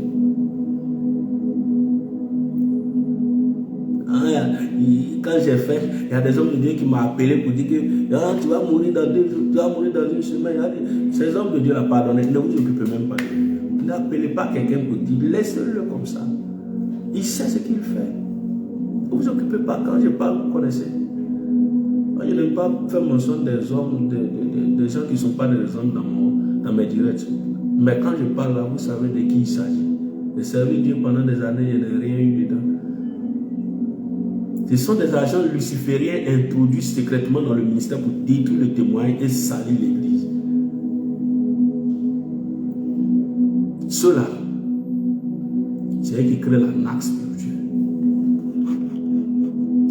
Le cadre des victimes, les causes de la nappe dans le camp des victimes. Il y a la paresse spirituelle. Beaucoup se font arnaquer parce qu'ils sont paresseux. Ils sont paresseux. Ils manquent de consécration. Ils n'ont pas de vie de prière. Ils n'ont pas de vie de jeûne. Ils n'ont pas de vie de méditation. Ils n'ont pas de vie de sanctification. Ils n'ont pas de vie de lecture biblique. Ils vivent dans leur désordre. Mais ils veulent être bénis. C'est tout. Ils sont paresseux. Et puis ils vivent dans le désordre. Et puis ils veulent être bénis. Donc quand il vient, c'est que l'homme de Dieu, lui, c'est comme il allait au marché pour aller acheter quelque chose. Il est parti, il a acheté, il prend, ça lui réussit. Il fait avec ça là-bas.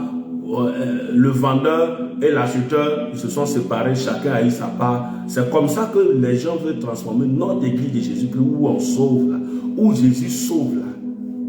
Sauf qu'il y a un désordre au niveau des victimes eux-mêmes. C'est eux-mêmes, beaucoup créent ça. Parce qu'ils sont paresseux.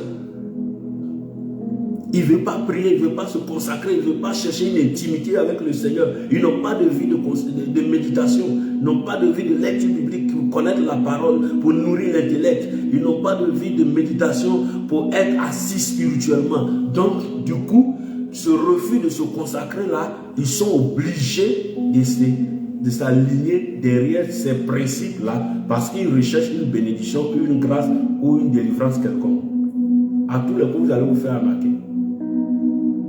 Ensuite, il y a la recherche et l'amour de la facilité. Il y a beaucoup qui aiment ce qui est facile. Ils préfèrent aller acheter huile, 5 000, sel, 5 000, que d'aller se mettre à genoux, chercher à tisser une alliance véritable avec le Seigneur pour pouvoir entrer dans sa grâce. Parce qu'ils trouvent que c'est trop demandé. Donc, 5 000 de toutes les façons, ça. Mais toi, celui qui te vend et celui qui achètent, eux tous sont coupables devant le Seigneur. Parfois, on parle aux ouvriers. Nous sommes ouvriers, donc nous parlons plus sur les ouvriers pour qu'ils arrêtent cette façon de faire là. Mais toi aussi qui achètes là, toi aussi tu es complice. Tu es responsable aussi. Parce que c'est toi qui l'encourage dans ça. S'ils ont vendu qu'ils n'ont pas eu quelqu'un pour payer là, ils vont arrêter. Si toi tu vas payer là, ils vont continuer. Donc la facilité, l'amour, la recherche, l'amour de la facilité, c'est une raison de l'arnaque spirituelle. C'est ça qui fait que l'arnaque spirituelle se perpétue. Il y a la naïveté des victimes aussi. Ils sont naïfs. Ils sont naïfs. Comment on peut dire à quelqu'un gêner pendant 80 jours jusqu'à ce que Jésus vienne nous prendre et puis vous êtes couchés tous dans la maison, vous gênez pendant 80 jours et puis vous mourrez tous là-bas. Comment tu peux dire à quelqu'un, allez-y, on va brouter de lèvres, on va manger des brouter de lèvres, et puis on est tous dedans, on s'est brouter de lèvres, c'est la naïveté. La naïveté. Comment tu veux dire à quelqu'un que, comme on appelle, telle chose, il faut te débarrasser de tout. Il y a certaines choses, c'est-à-dire que, en toute chose, il faudrait que nous ayons le discernement. On est naïf. Ma manque de connaissances, mon peuple périt. Ça nous amène à un manque de connaissances bibliques et des choses spirituelles. Manque de connaissances bibliques et des choses spirituelles. Ces gens-là, ils viennent s'asseoir parfois sur notre ignorance pour nous détruire. Je prends le cas de... une fois, il y a quelqu'un qui m'a appelé au téléphone, qui m'a dit que... Ah, papa, il y a une question à te poser. Il dit, c'est quoi? Il dit que... Ah, mon mari, là, depuis un certain moment, ça ne va pas trop pour nous deux. Donc, je suis parti dans un coin de prière. On m'a demandé à acheter du sel. Et que ce sel-là, on m'a proposé du sel et puis un savon, on appelle ça savon de chance. Si je me lave avec ce savon-là, son amour va revenir. L'amour qu'il a pour moi va revenir. 1. 2. Le sel là, c'est pour mettre un peu dans son plat. Son amour va revenir. Je lui ai dit, ça n'a rien à voir avec Jésus. Ça, c'est de l'envoûtement. C'est de l'envoûtement.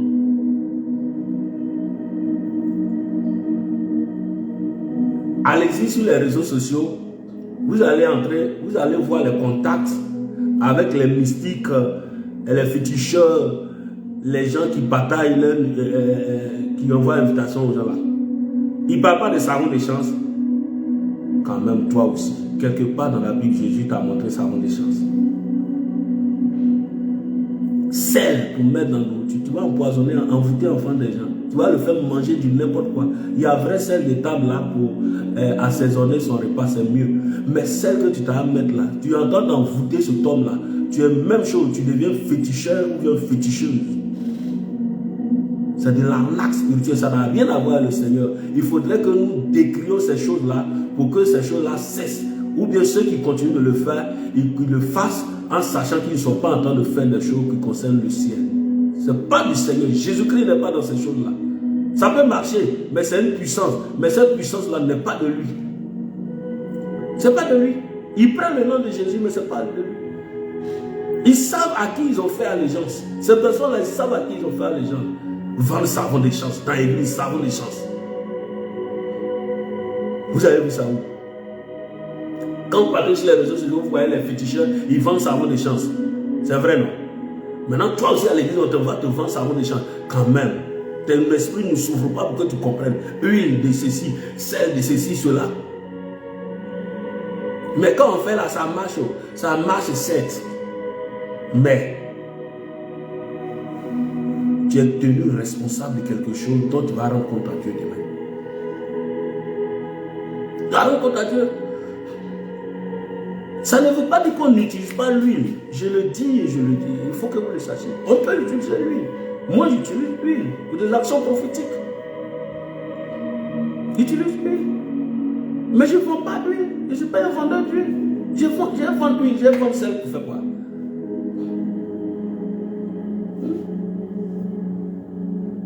Je vends ça pour faire quoi? Tu as besoin d'huile.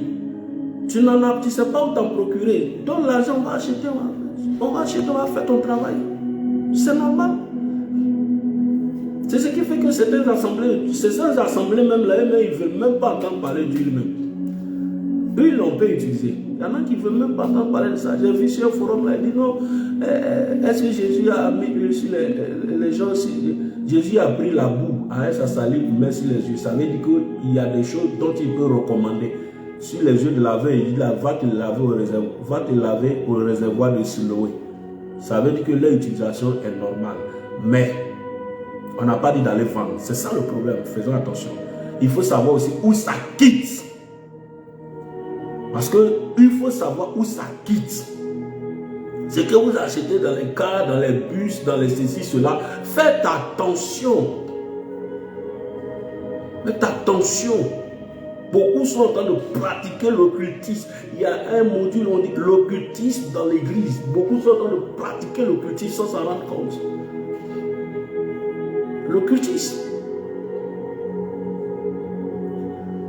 Tu ne peux pas prier. Tu as besoin de soutien dans la prière. Là. Quelqu'un va t'aider dans la prière. Il peut t'aider. Tu n'as pas besoin de cette paresse spirituelle en train de nous tuer, nous les chrétiens. Cette naïveté en train de nous tuer, les chrétiens. Le manque de connaissance en train de nous tuer, nous les chrétiens. Et l'église de Jésus-Christ en train de se salir par la faute des mauvais ouvriers et de ses victimes coupables. Ils sont victimes et puis ils sont coupables en même temps. Ils sont responsables. Parce que devant Dieu, tu es responsable de ce que tu fais.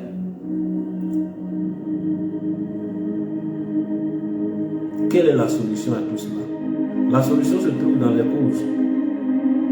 C'est de rechercher la connaissance dans la parole de Dieu. Être comme les chrétiens de Béret, se plonger dans les Écritures et demander au Saint-Esprit d'ouvrir, d'illuminer notre esprit pour comprendre. Pour comprendre. Parce que si nous ne sommes pas en train de rechercher, de connaître, chercher la parole, comprendre, connaître cette parole-là, les gens vont faire des bêtises avec nous. Ils vont faire des bêtises. Ensuite, rechercher la présence de l'Esprit de Dieu. Il faudrait que l'Esprit de Dieu soit en nous. Si nous n'avons pas l'Esprit de Dieu, ces choses-là, nous n'avons pas. L'Esprit de Dieu nous interpelle. L'Esprit de Dieu nous avertit. Nous avertit. Je devais faire la délivrance d'une maman. Elle est sorcière. Elle est animée d'un esprit humain de la sorcellerie. Elle m'a dit, papa, à un moment là, je ne venais pas ici parce que je cherchais la délivrance un peu partout.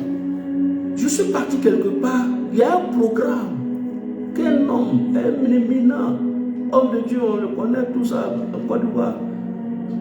Il est venu au programme là. J'étais parti là-bas. Dès que j'ai franchi le seuil de l'endroit où on devait faire le programme, j'ai vu les démons là qui se moquaient de moi. Et ils m'ont dit, tu penses que c'est ici que tu vas avoir ta délivrance? Tu penses que tu es venu te cacher? On est ici. Et elle a dit, on a une cuvette où on met l'eau, dans laquelle on met l'eau pour faire nos incantations quand on va à nos réunions. Et du coup, elle voyait cette cuvette-là au centre du programme de cet homme-là. Et puis les démons lui disent que c'est nous, on agit, on est ici aussi. Où tu es venu là, tu n'es pas caché, c'est nous, on est là. Elle vient se retourner. Ce jour-là, il était avec le pasteur Adé. On était ensemble quand cette maman-là nous a donné ce témoignage-là. Elle était en train de dire effectivement que cet homme était aussi dedans. Mais si tu n'as pas la connaissance, si tu n'as pas la présence de l'Esprit de Dieu en toi, comment tu peux savoir ces choses-là? Les chrétiens sont paresseux, ils ne veulent pas développer une intimité véritable. Il faut que nous développions une intimité personnelle et profonde avec Dieu. Tant que nous ne développons pas cette intimité personnelle et profonde avec Dieu, nous serons toujours exposés à ces choses-là. Nous serons toujours exposés. C'est vrai, les hommes de Dieu sont des canaux, nous sommes des instruments par lesquels nous sommes des ambassadeurs de Dieu sur terre. Des ambassadeurs de Dieu. Mais ça ne veut pas dire que toi-même tu ne dois pas te cultiver aussi. Ça ne veut pas dire que tu ne dois pas faire une recherche profonde. Ça ne veut pas dire que tu ne dois pas développer une intimité personnelle avec Dieu. Non. Dieu même est heureux d'avoir une intimité profonde avec toi. Il est heureux. Et enfin, revenir à la base, aux fondamentaux, comme le disait Paul, aux enseignements des apôtres. Vous voyez, on dit quand tu t'en vas quelque part que le chemin de devant est fermé, là, tu peux encore revenir en arrière pour voir où tu étais et puis tu t'es perdu. Et qu'est-ce que moi j'ai appelé aux fondamentaux, à la base? C'est les lois spirituelles.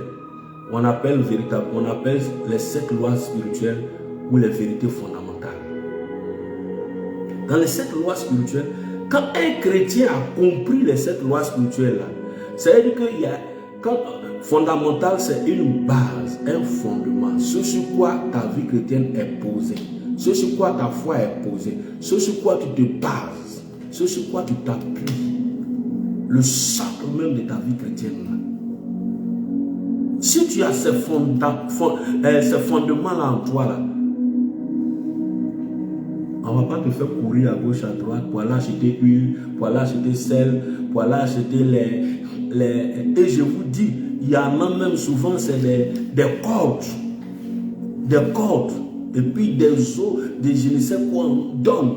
On se lave avec, on se pommade avec. Je n'ai pas dit qu'on ne peut pas utiliser, on ne peut pas prier sur l'eau pour te donner. On ne peut pas te donner du sel. Élisée a utilisé le sel. Mais on ne t'a pas dit d'aller acheter sel qui coûte 300 francs à 5000 francs à quelqu'un. C'est de ça on parle. Maintenant, quand tu t'en vas prendre, il faut savoir avec qui tu prends ton sel. Si quelqu'un t'a donné sel pour faire telle chose, il faut savoir. Parce que le problème, c'est l'esprit qui est dedans. Et puis, c'est fait pour quel motif? Si c'est à but lucratif, il y a problème. L'esprit aussi qui est dedans, c'est ça qui se trouve. Là se trouve le problème. Et connaît ces lois spirituelles-là, ces lois fondamentales-là, ces vérités fondamentales-là, il y a des choses que tu peux éviter. La première loi spirituelle, c'est Dieu aime l'homme et il a un plan merveilleux pour ça. Il faut que tu saches que Dieu t'aime et puis il a un plan merveilleux pour toi. Ça veut dire qu'il te connaît. Il te connaît. Tu es de la créature de Dieu, donc il te connaît. Dieu aime l'homme et tu fais partie des hommes. Ensuite, il faut savoir qu'il a un plan merveilleux pour toi, ta vie. Pour toi, ta vie. Deuxième loi maintenant. L'homme est pécheur et séparé de Dieu. De par notre introduction dans le monde, par nos actes, par nos paroles, par nos pensées, par nos regards, nous sommes devenus pécheurs. L'homme n'est pas pécheur, l'homme devient pécheur. On devient pécheur. Si nous naissons pécheurs, c'est que tout ce que nous allons poser comme acte, nous ne sommes pas coupables, nous ne sommes pas responsables. Parce que c'est ma nature, je suis né pécheur, donc je fais ce que ma nature m'inculque de faire. Mais nous sommes devenus pécheurs. Faisons attention. Si ce point-là, ça fera l'objet de notre enseignement plus tard. Parce que les théologiens se battent pour ça. Se battent pour ça. Mais moi, le Seigneur, ce qu'on a appris à l'école, et puis avec la révélation de ce passage de Genèse 8, verset 21, j'ai compris quelque chose. Genèse 8, verset 21. L'Éternel sentit une odeur agréable et l'Éternel dit en son cœur. Ce n'est pas un homme qui dit ça, c'est Dieu qui dit ça en son cœur. Je ne maudirai plus la terre à cause de l'homme. Parce que les pensées du cœur de l'homme sont mauvaises dès sa jeunesse. Il n'a pas dit dès sa naissance. Dès sa jeunesse, ça veut dire dès qu'il a connaissance du bien et du mal. Dès qu'il atteint l'âge de la raison. Donc faisons attention quand nous prêchons pour dire l'homme n'est pécheur. L'homme n'est pas pécheur. Si l'homme n'est pécheur, en ce cas-là, il n'est pas responsable de l'acte de péché, de l'acte délictueux, de l'acte de péché qu'il pose. Parce que c'est ma nature. Je suis né avec une nature. Jean-Jacques Rousseau n'a pas dit que l'homme n'est bon, c'est la société qui le déprave. Si les philosophes même ils disent ça, c'est nous les chrétiens, on va dire l'homme est né bon, est né mauvais. Si on dit que l'homme est né mauvais, ça veut dire que notre Dieu a créé quelque chose de mauvais. C'est notre nature qui nous a inculqué qui est mauvaise. En ce moment-là, nous sommes responsables des mauvais actes que nous posons. Et ces actes-là sont, comment on appelle, ces actes-là sont légalisés parce que c'est ce que je sais faire. Donc je le fais. Seulement, nous devenons pécheurs, mais ce péché-là agit dans nos membres, a une grande domination sur nous, parce que nous en sommes influencés. Arrivé à un certain moment, nous faisons un avec le péché. C'est pourquoi il faut quelqu'un ou quelque chose de solide pour nous libérer, pour nous séparer du péché, pour nous débarrasser, pour nous sauver du péché. Il faut une action forte. C'est dans ça qu'on parle de l'homme est pécheur. Et ce péché-là faisait de nous des personnes qui étaient séparées de Dieu. Donc c'était une parenthèse pour dire que l'homme n'est pas pécheur, l'homme devient pécheur. Lisez Genèse 8, verset 21. Parce que les pensées du cœur de l'homme sont mauvaises dès sa jeunesse. Les pensées du cœur de l'homme sont mauvaises dès sa jeunesse. C'est-à-dire, l'homme commence à s'introduire dans le péché dès sa jeunesse. Sa jeunesse ici, il faut voir l'époque, la période de la connaissance du bien et du mal. Ça veut dire l'âge de la raison. Comme ça qu'il faut voir la chose. Donc dans la deuxième loi spirituelle, c'est l'homme est pécheur et séparé de Dieu. J'ai dit ici que la première loi, c'était l'homme. Dieu aime l'homme et il a un plan merveilleux. Tu dois savoir que Dieu t'aime et il a un plan merveilleux pour toi. Donc si Dieu t'aime, qu'il a un plan merveilleux pour toi, pour ta vie, tu n'es pas forcément obligé d'aller courir derrière les sorciers, les mystiques, les féticheurs. Mets-toi en tête que Dieu là, il t'a créé, il t'aime, il a un plan merveilleux pour toi. Maintenant, en même temps, là, tu es introduit dans la deuxième loi qui te dit que l'homme est pécheur séparé de Dieu. Tu es pécheur, tu es séparé de Dieu. Tu es pécheur, tu es séparé de Dieu. À cause de tel acte que tu as posé. Mais les chrétiens ne sont pas des pécheurs. Parce que nous avons l'assurance que nous avons un avocat auprès du Père. Et lorsque il nous arrive de pécher par inadvertance, il y a le sang de Jésus-Christ qui nous purifie, qui nous lave. Nous ne sommes plus sous l'influence du péché. Vous voyez? C'est pourquoi aujourd'hui les chrétiens ils parlent. Ça nous introduit dans la troisième loi. La troisième loi, c'est Jésus-Christ est la seule solution pour le péché de l'homme. Jésus-Christ est la seule solution pour le péché de l'homme. Jean 1, verset 28-29. Voici l'agneau de Dieu qui ôte le péché du monde. Il n'a pas dit voici l'un des agneaux. Voici l'un des instruments. Voici l'un de ceux.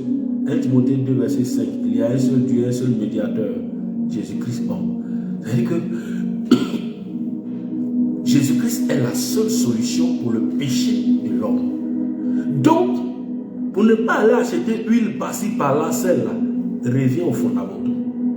C'est ce qu'on appelle les lois spirituelles, qui est la troisième. Jésus-Christ est la seule solution pour le péché de l'homme.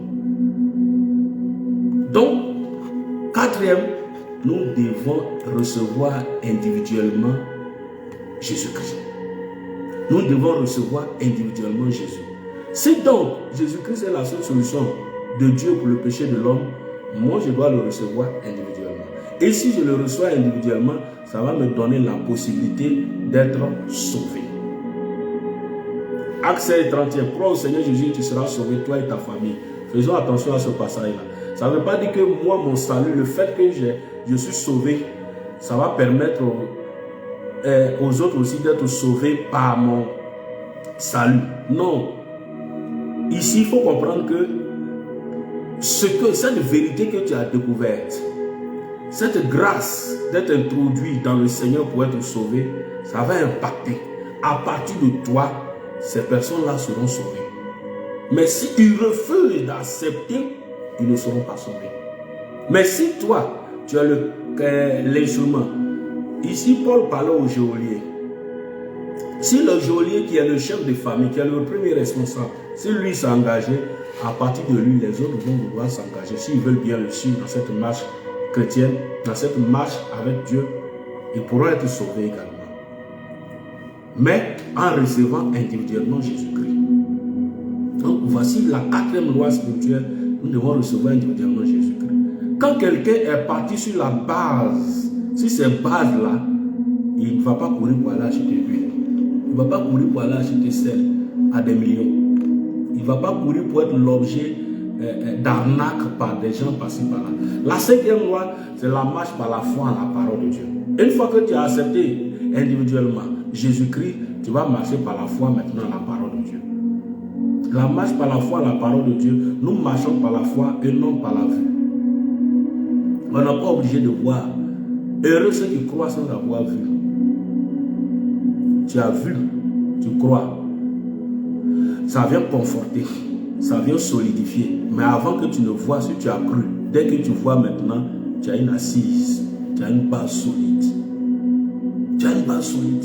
Ça te permettra d'avancer facilement. Mais si tu dois voir comme Thomas, l'un des disciples de Jésus, avant de croire, ça va mettre du temps. Tout le temps jusqu'à ce que tu vois. Parce que Dieu peut te prouver. Dieu aime ceux qui croient sans avoir vu. Donc tu dois marcher par la foi. Et cette foi-là, ce n'est pas sur ton mari, sur ta femme, sur tes richesses, mais sur la parole de Dieu. Cette foi doit être basée sur la parole de Dieu. C'est pourquoi on dit la marche par la foi à la parole de Dieu. Comme la parole de Dieu dit ça, je crois à ça. Et c'est pas ce que vous comprenez. Je crois parce que la parole de Dieu le dit. Jésus-Christ a dit dans sa parole qu'il reviendra. Je crois. Mais est-ce que je l'ai vu? Je ne l'ai pas vu venir. Mais je crois parce que je crois à la parole qui dit que Jésus-Christ revient. C'est de ça qu'il s'agit. Je crois à la promesse de Dieu que aucun démon, aucune puissance des ténèbres ne peut me faire du mal tant que je serai enraciné en Jésus. Je crois. Je crois aux promesses de Dieu qui sont contenues dans sa parole. Donc je ne suis pas obligé d'aller acheter une à 3 millions. Je ne suis pas obligé d'aller toucher le tombeau de Jésus en Israël. Les pèlerinages là, ça va, quand on fait ces choses-là, ce n'est pas parce qu'on se va chercher onction. Il y en a là, c'est dans les têtes. C'est dans un but, comme on appelle, touristique. C'est normal de connaître la terre physique sur laquelle notre Seigneur a marché, pour voir son tombeau. Tout ça là, ça peut t'encourager, ça peut t'amener dans les réalités, ça peut t'amener à comprendre encore davantage. Mais le but là, si c'est ton but pour aller chercher puissance, pouvoir là-bas là, c'est pas la peine. Tu risques de trouver puissance, mais ce ne sera pas pour le Seigneur forcément. Est-ce que vous avez appris qu'il y a un chercheur tout récemment qui a dit qu'il a vu tombe de Jésus, que Jésus est mort, il avait sa tombe avec sa famille? Vous avez appris ça? Quand tu vas arriver quelque part, ils vont aller te montrer tombe de Jésus avec sa famille, là, on dit son corps même est ici. Là. Or, le tombeau de Jésus, là, nous savons que le tombeau est resté vide. Mais par rapport à l'évolution, aux recherches qui se font actuellement, si quelqu'un te dit qu'il a recherché, il a vu tombe de Jésus avec son squelette, avec sa famille, là, ton esprit va se mélanger. La marche par la foi à la parole de Dieu. Mon Jésus dit, la parole de Dieu dit, Jésus est mort, il est ressuscité. Je crois. Je n'ai pas vu, mais je crois. La cinquième lame spirituelle, c'est la marche par l'esprit pour la croissance spirituelle. La marche par la foi à la parole de Dieu. Cinquième loi, la marche par l'esprit pour la croissance spirituelle. Pour que tu atteignes une certaine maturité, une certaine croissance spirituelle, il faudrait que tu marches par l'esprit. Tu as cru à la parole, tu avances.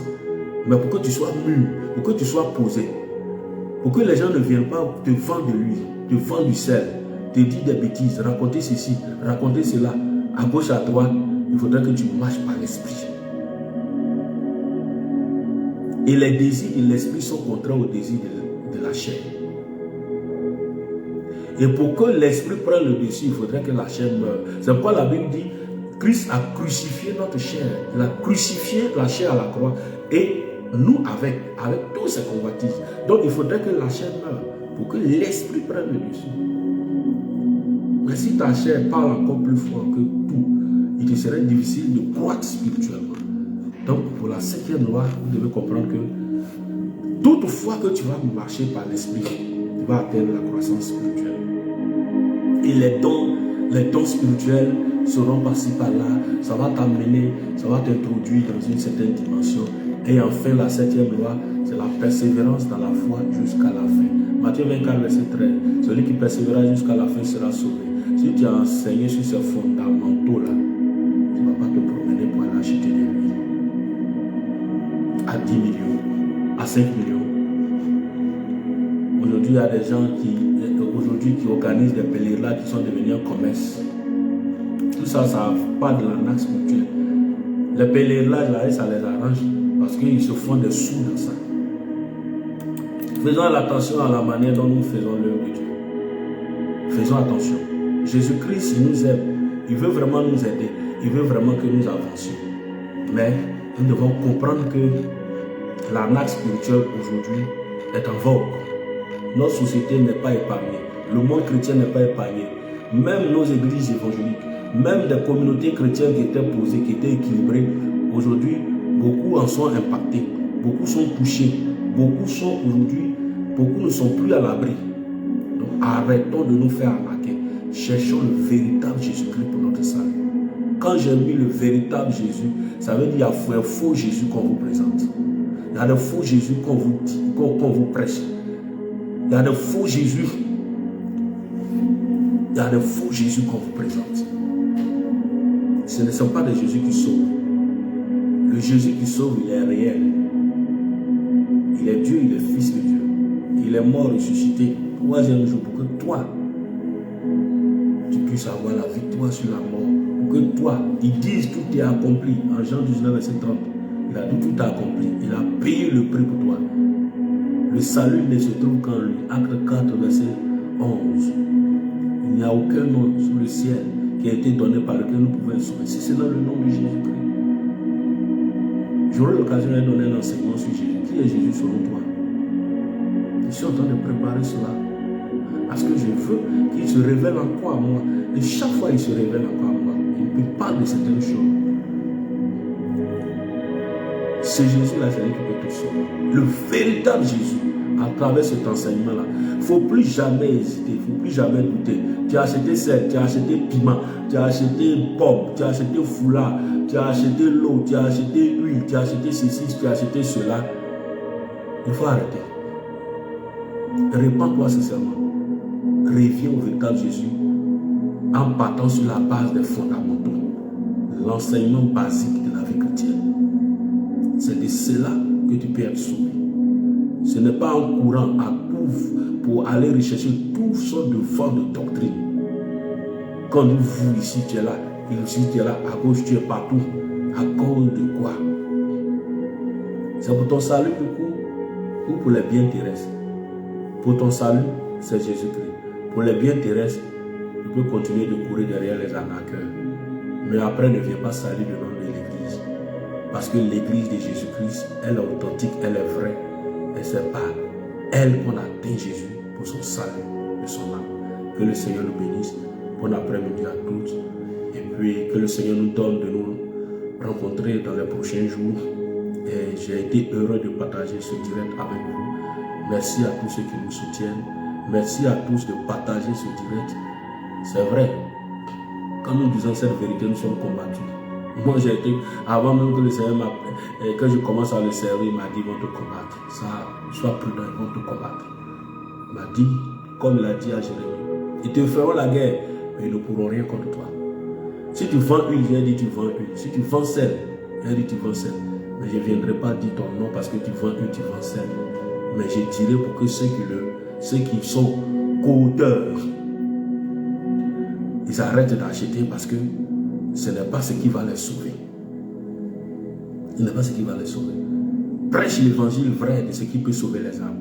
Si tu as des besoins, confie-toi à Jésus. Confie-toi à Dieu. Il connaît tes besoins. Nous tous là, nous avons des besoins. Moi, j'ai besoin d'argent pour faire l'évangélisation. J'ai besoin d'argent pour implanter des églises. J'ai besoin d'argent pour créer des écoles. J'ai besoin d'argent pour créer des hôpitaux.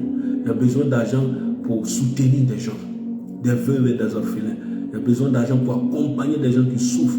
Quand tu vas dans les villages, il faut aller dans les villages. Ce n'est pas en ville seulement se trouvent des âmes. Allez-y dans les villages. Il y a des personnes qui n'ont même pas 25 francs, qui n'ont même pas 100 francs pour acheter poisson. Ces personnes-là, c'est fait eux qu'on veut aller pour les soutenir, pour les aider. Pour les aider. C'est pour ça qu'on veut l'argent. Je dis pour dire que nous tous nous avons des besoins. Mais ce n'est pas pour ça qu'il va aller vendre l'huile. Ce n'est pas pour ça qu'il va aller tronquer l'évangile de Christ. Ce n'est pas pour ça que je vais me substituer en ce que je ne suis pas. Non. Soyons à l'image de Christ. Apprenons à souffrir. Si telle est la volonté de Dieu, que son évangile gagne le terrain, le monde, faisons-le. Mais en toutes circonstances, ne baissons pas les bras. Ne nous laissons pas manipuler, corrompre par tout ce qui se passe pour que nous baissions les bras. Aujourd'hui, n'envions pas certaines choses pour nous laisser perturber par quoi que ce soit.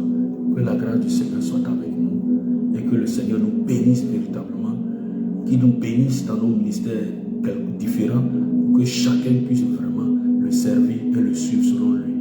Car notre salut a encore plus de valeur que tout au monde. Merci. Que Dieu nous bénisse.